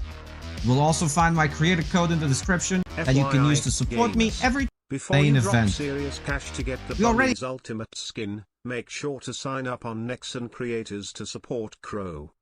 Also true though. Make sure to use the code, man. You can remember, like, even if you don't use code directly there from the website link, in the game you will still need to link the account, because we will get like some exclusive rewards as the creators as well. Like, they haven't mentioned anything, but it does say, like, once we signed up, that there's gonna be like a special like rewards and events. So you will have to like follow the accounts as well. So you can use either like as I said, in the game you will be able to link and support that way, but you can also support through the website if you want to like create the Nexon ID. He has a quick look at the coming soon grayed out version of Ultimate Bunny. And during our previous video about the concept art showcase of all 16 dungeons, by the way, that video is popping now on the top right of your screen if you want to check that incredible concept art. Yeah, we can watch that one as well. I even found and shared with you guys a zoomed in picture that features Ultimate Bunny in one of those dungeons.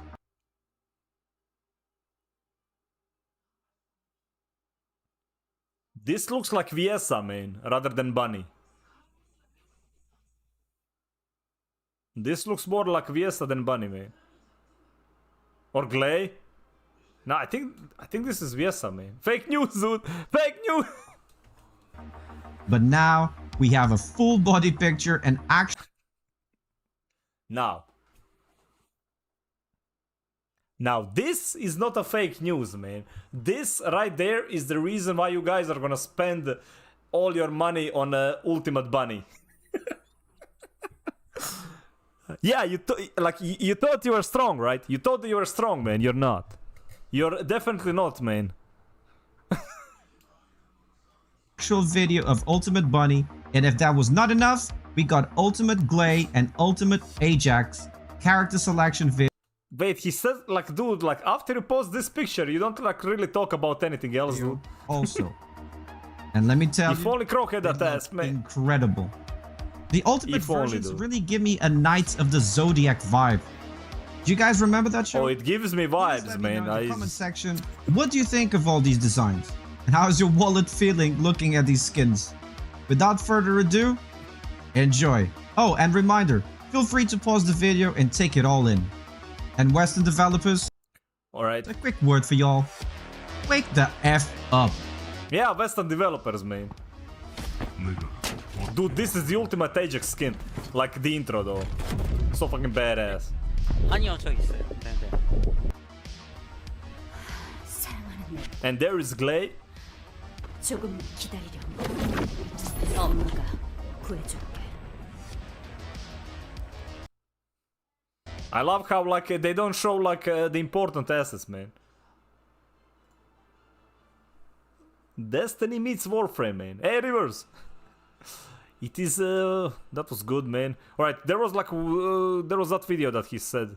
Let's see, the dungeon. Okay, I'm distracted again. I don't know what I was doing. All 16 dungeons.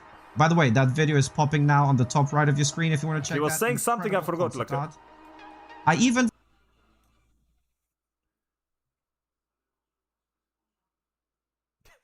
The thing is, isn't like I've seen that like they were struggling with that game though, the Snowbreak, and they went like they went full cultured mode, and the game is selling like hot cakes, dude.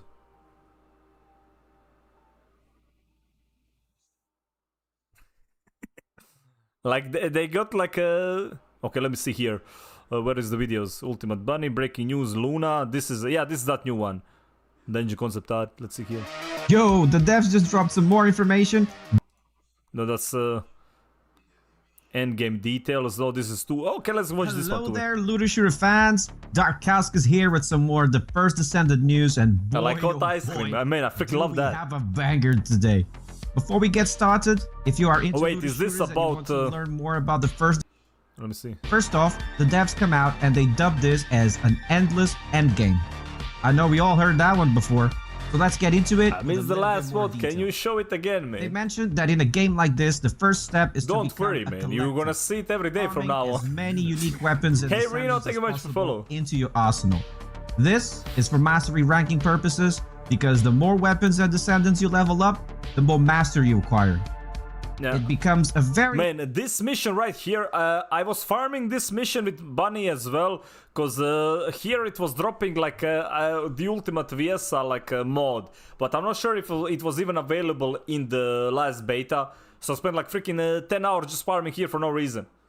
important game loop because we know from the betas your Let's have a loot. Every cave is a loot cave though. Improve your mods and hopefully how much there is capacity one. you will have to mod said weapons and descendants. In a somewhat similar way to Warframe, if you will. Thankfully, they also confirmed to us that all descendants and ultimate weapons can be farmed and permanently acquired through regular gameplay. This is something we already kinda knew, but it's nice to have it reinforced in this developer chat. Yeah, there is this is the class. If you want to be immortal, this is the class to play, man. They also mentioned he has the most generic name ever, freaking Kyle, but Kyle do be immortal. That ultimate weapons, on top of having higher base stats, have unique abilities, and those abilities can be... I really want to know, like, how did they... How does one get the freaking name Kyle, dude, just like that?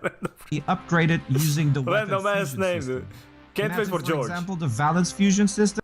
5 ultis. Yeah, like as I said, I'm sure like every season, I'm guessing every season is one, man.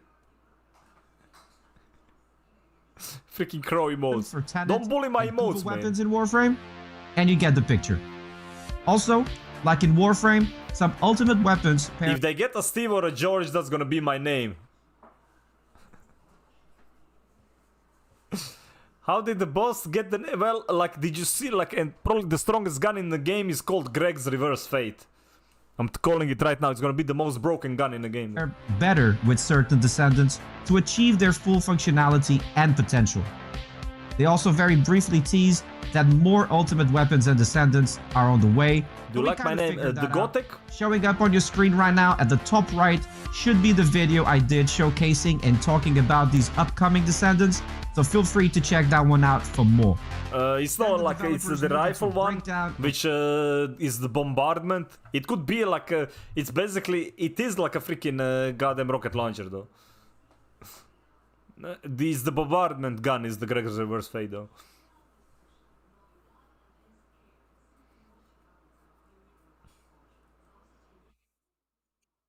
Gothic's Revenge. No, we don't. Types. Why would First we need off, that though? Confirmation of a feature that many games of this genre neglect. Whoa, hold on, wait.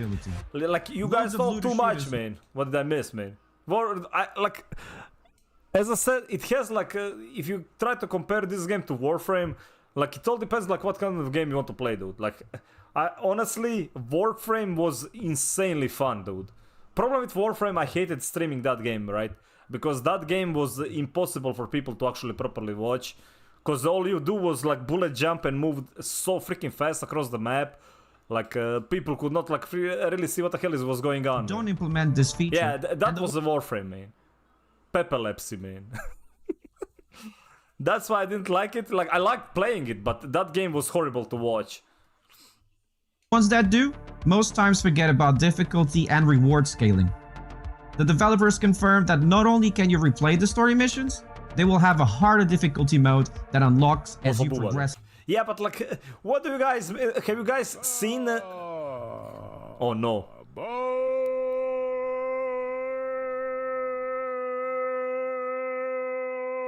But Doc Nautil caught.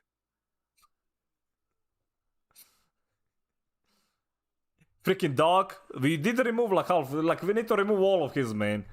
Need to remove all those damn emos there. Another win Dude, for everybody's story ditching mission him. replays is that with a harder mission difficulty type also comes better rewards.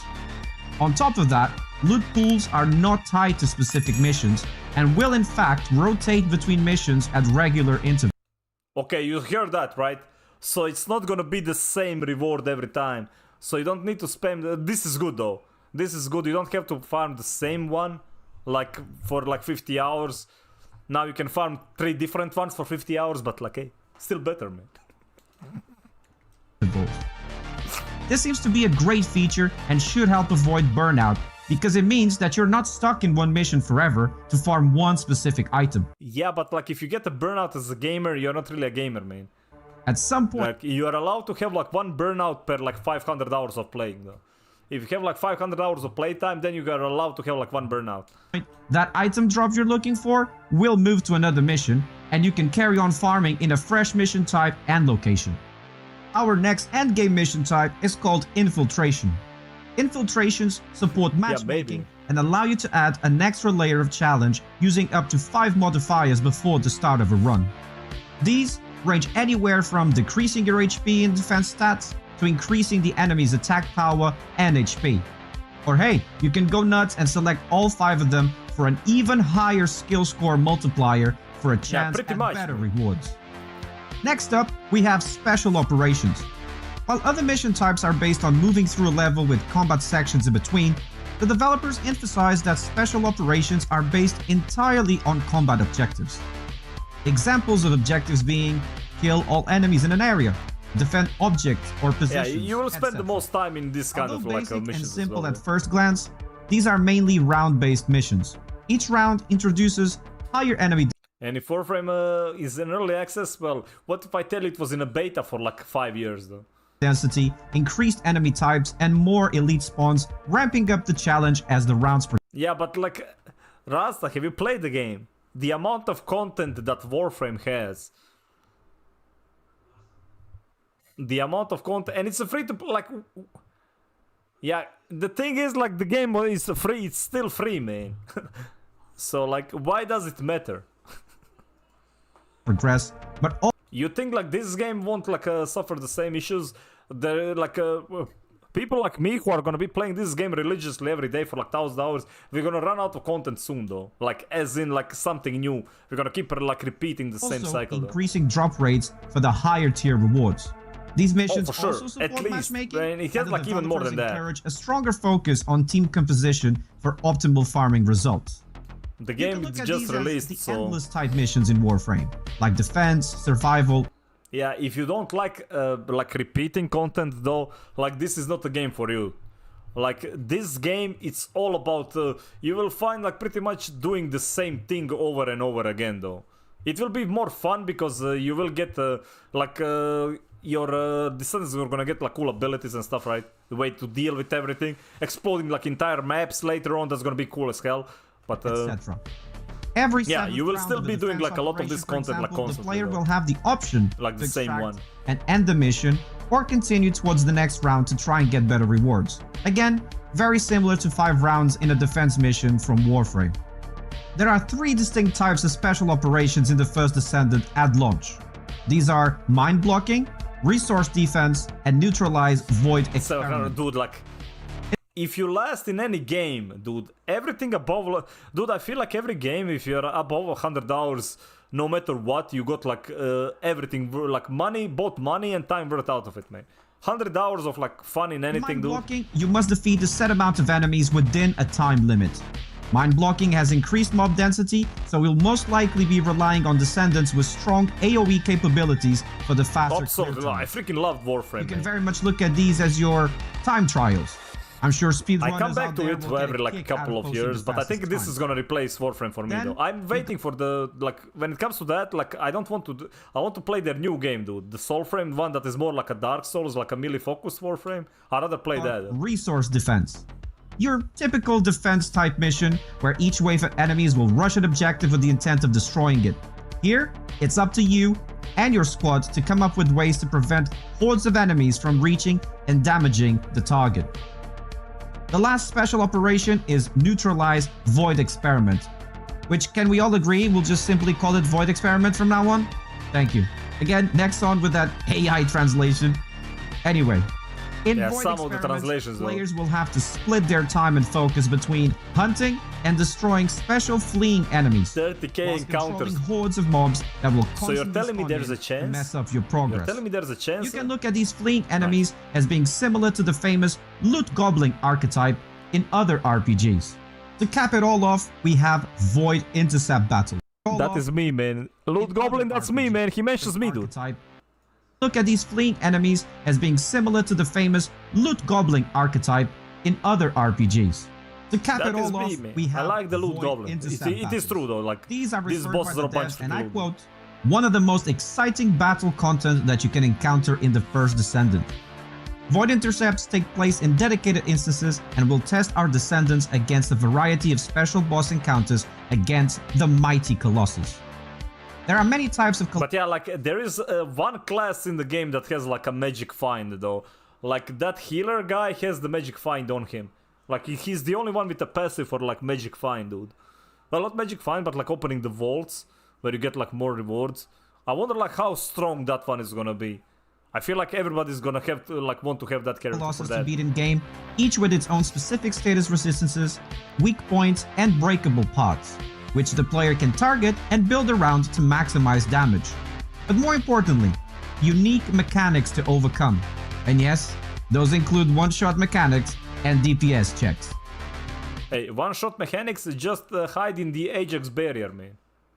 These missions reward you with higher tier materials and loot and have a reward mechanic on completion very similar to relic cracking in Warframe if you are familiar with that process. Oh no, not the relic cracking Warframe, dude. I do remember it. I do remember it, and that was like pain, man. That was very much painful, man. Okay, let's see. What else do we got? No, I think that's it, man. Chat, I think like, do you have like any other videos we can watch? Let's see, Dungeons teaser. This time, it's all about locations and dungeons in the First Descendant. Let's talk about it. Intro. Go at around 6 a.m. UK time over on the official TFD Discord. And yes, I know, I'm aware, my wife keeps telling me to. I should be asleep. But listen, I can't just ignore the TFD Discord ping at this time. The hype is just way They do keep pinging though. The devs dropped a sneak peek of all open world zones. This piece of promotional material confirms all zones at release and their respective names. We have 3 areas that we already saw from the previous betas. Those being Kingston, Sterile Land, and Vespers. And these are all new though. Like, look at the amount of like new stuff we haven't actually seen though. Out of all of this, this one is Fortress. I like this one though. Like, this one is inspired by freaking Lord of the Rings, dude. Just look at the gate down there, little Lord of the Rings, except like it's winter, dude. Yeah, like it's looking pretty good, but I like the snowy areas always though.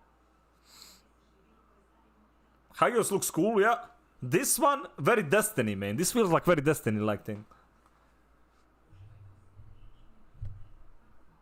A swamp area. Already hate it. Like PTSD from any Dark Souls game, dude. As soon as you reach swamp. Desert, okay, kinda, but like swamp, dude.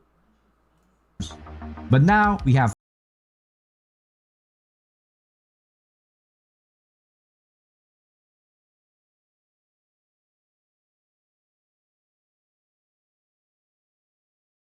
Each one has like the 2 special missions, and each one has like the bosses on them though. Like they do have like the boss like fortress thingy each one of these locations. There's still 1 or 2 more areas the devs are keeping close to the vest and might only be revealed to us on release.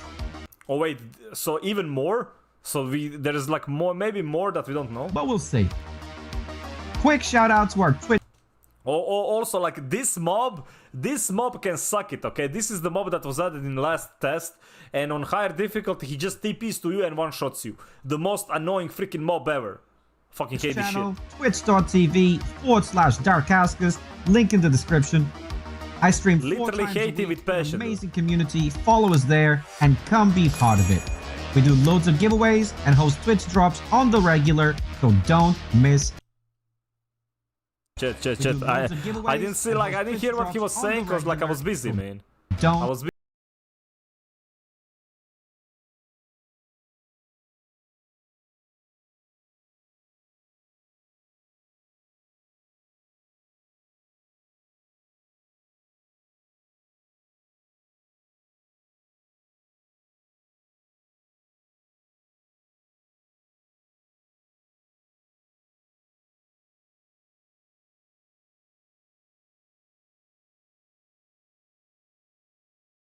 The thing is, like, they are willing to add like content on like the player feedback is huge, dude. Like, I don't think people understand, especially for like free-to-play games. Like this thing is crucial, especially from the like even if it's like even if at the beginning it's pretty lackluster, as long as there is like a blueprint, right? Like the base for it that they can build upon. Structure is for us big. to tackle. Saying that though, I hope the rewards for dungeon content have proper scaling and stay relevant even at endgame. Otherwise, it'll just become abandoned content and there won't be any reason to interact with it past a certain level in the game. I'm sure that's gonna happen, but they will be like patching I'm it sure out. the Though. community will let the devs know it needs changing. By the way, if you are into looter shooters and want more of the First Descendant content, make sure to leave a like on the video and subscribe to the channel. Do we actually get any? Or is he lying, man? I'm bringing this one to your attention because frankly, I haven't seen anyone else showcase these before and I'm very excited about what it could mean. So, on the 10th of June, the official TFD website went on a maintenance. When the site came back up, there was a bunch of new promotional media, including teasers for 3 new Descendants and 3 new Ultimate Descendants. If you want to know more about those, check the video popping up now on the top right. Amongst all these new promo materials, on the website were also 16 concept art panels, dubbed Dungeon. Now, I'm not gonna go ahead and say that this confirms there are 16 different dungeons in the game. Some shots might be for the same dungeon. I think like we've seen one though. I think that one that we did towards the end of every area is considered a dungeon. Day 1.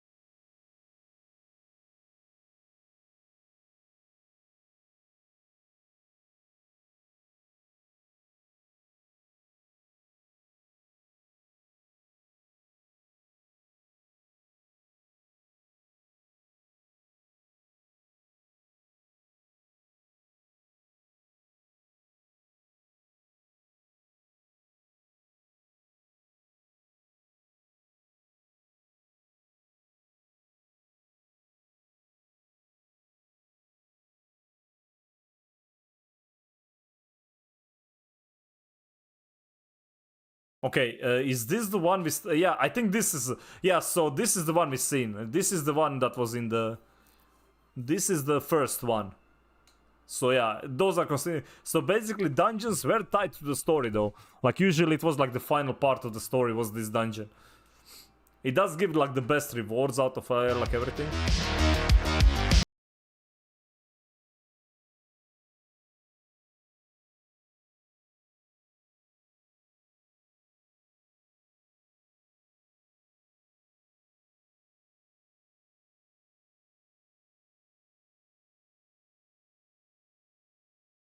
As once human, well, I'll see like with once human, too much happening, man. Last epoch and this one, but I got a feeling like this one is just gonna consume my life, man.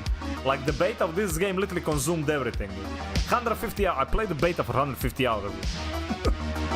Beta, goddamn.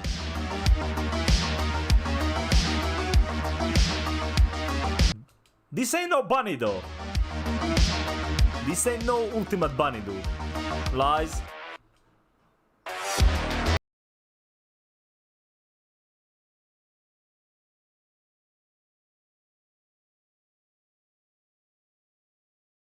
Get this far. Well, thank you very much, man. Alright, let's give him a like. Darkausus. Like, how do you pronounce that? Remember to leave a like on the video, subscribe to the channel for more looter shooter content, and hey, maybe check out another First Descendant video right here on the channel. Okay, you didn't say like how to pronounce it, man. So I probably like butchered me.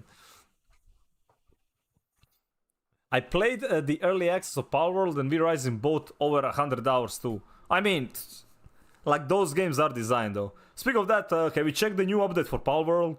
I've seen that there is again the player resurgence, like 100k plus players.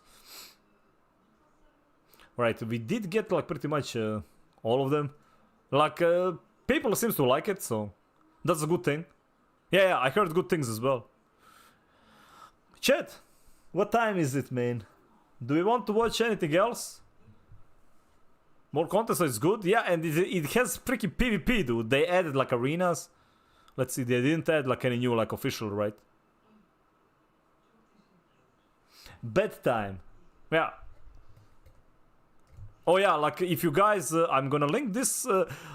I'm not really sure, like this is not official, right? The people did make the First Descendant wiki, so if you guys like want to check this one out, it does have like a lot of like info about the game though. So if you are interested in checking it out, here is the link, dude.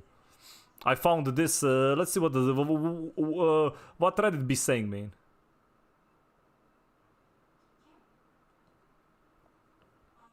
Let me see here. Bunny or Glade.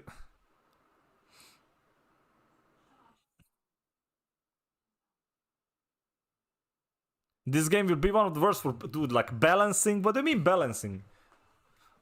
Just make Bunny OP and laugh at everybody, everything else. The only thing that needs to balance is like how many like revealing skins the game has, dude, right? That's the only balance the game needs.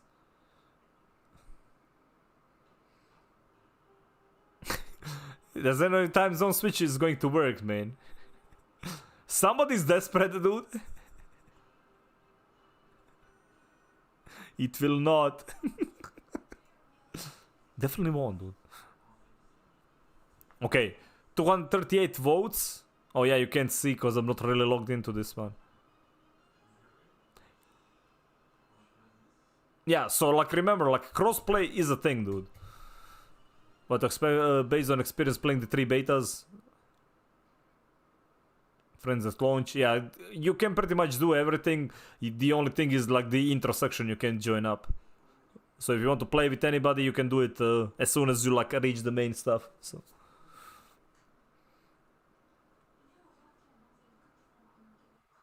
the micro, so it is a 17 plus game, man. I wonder why.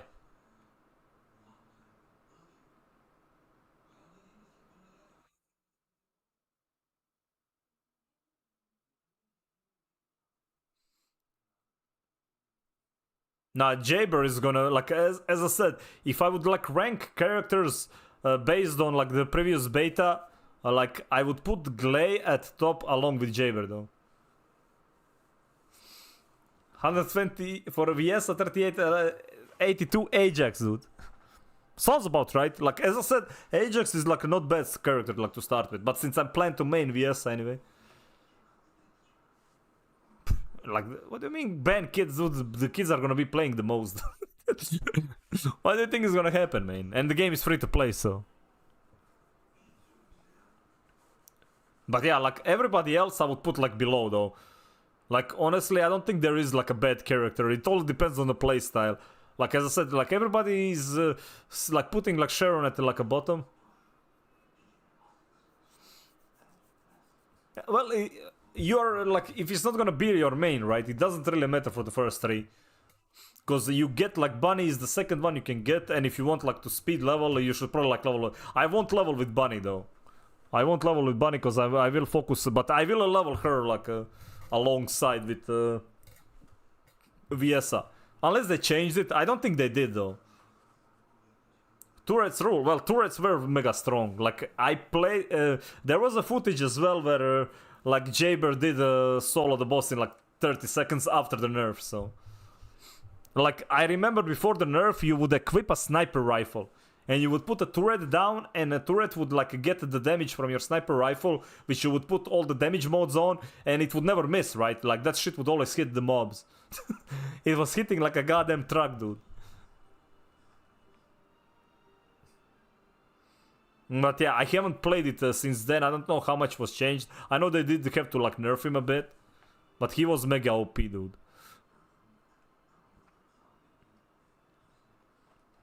Okay, that is it, man. Chat, I think, like, we're gonna call it for tonight. As I said, tomorrow long stream, man. Tomorrow is gonna be, like, a mega long stream. We're gonna do, like, 12 hours of this game. So, if you need any help, right? Ask questions about the game. I'm gonna be here, dude. Like, entire day. Answer anything you guys need, dude. But yeah, no, thank you guys for, like, a big chill on this one. Usually I don't do this, but I'm mega happy with this game.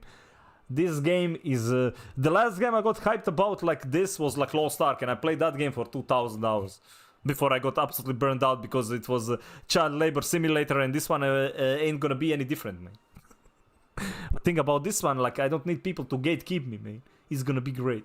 But yeah, if you guys need help, as I said, in the future, well, the whole plan is to like pretty much just help you guys get stuff, man. Because grind is about to be real, dude. Grind is about to be real. Alright, chat. I'm gonna bid you farewell and gonna see you tomorrow. Like as I said, like probably around like I don't know, 1 or 2 p.m. Central European time though. Maybe even easy like sooner. We'll see. I need to like wake up and figure out stuff, man. Help me, Crow. I'm stuck, man. Soon. Step Crow, man. Hey, Fluffy. Thank you very much for follow, buddy. But yeah, chat, take care. Thank you very much. A salute, good night, and bye.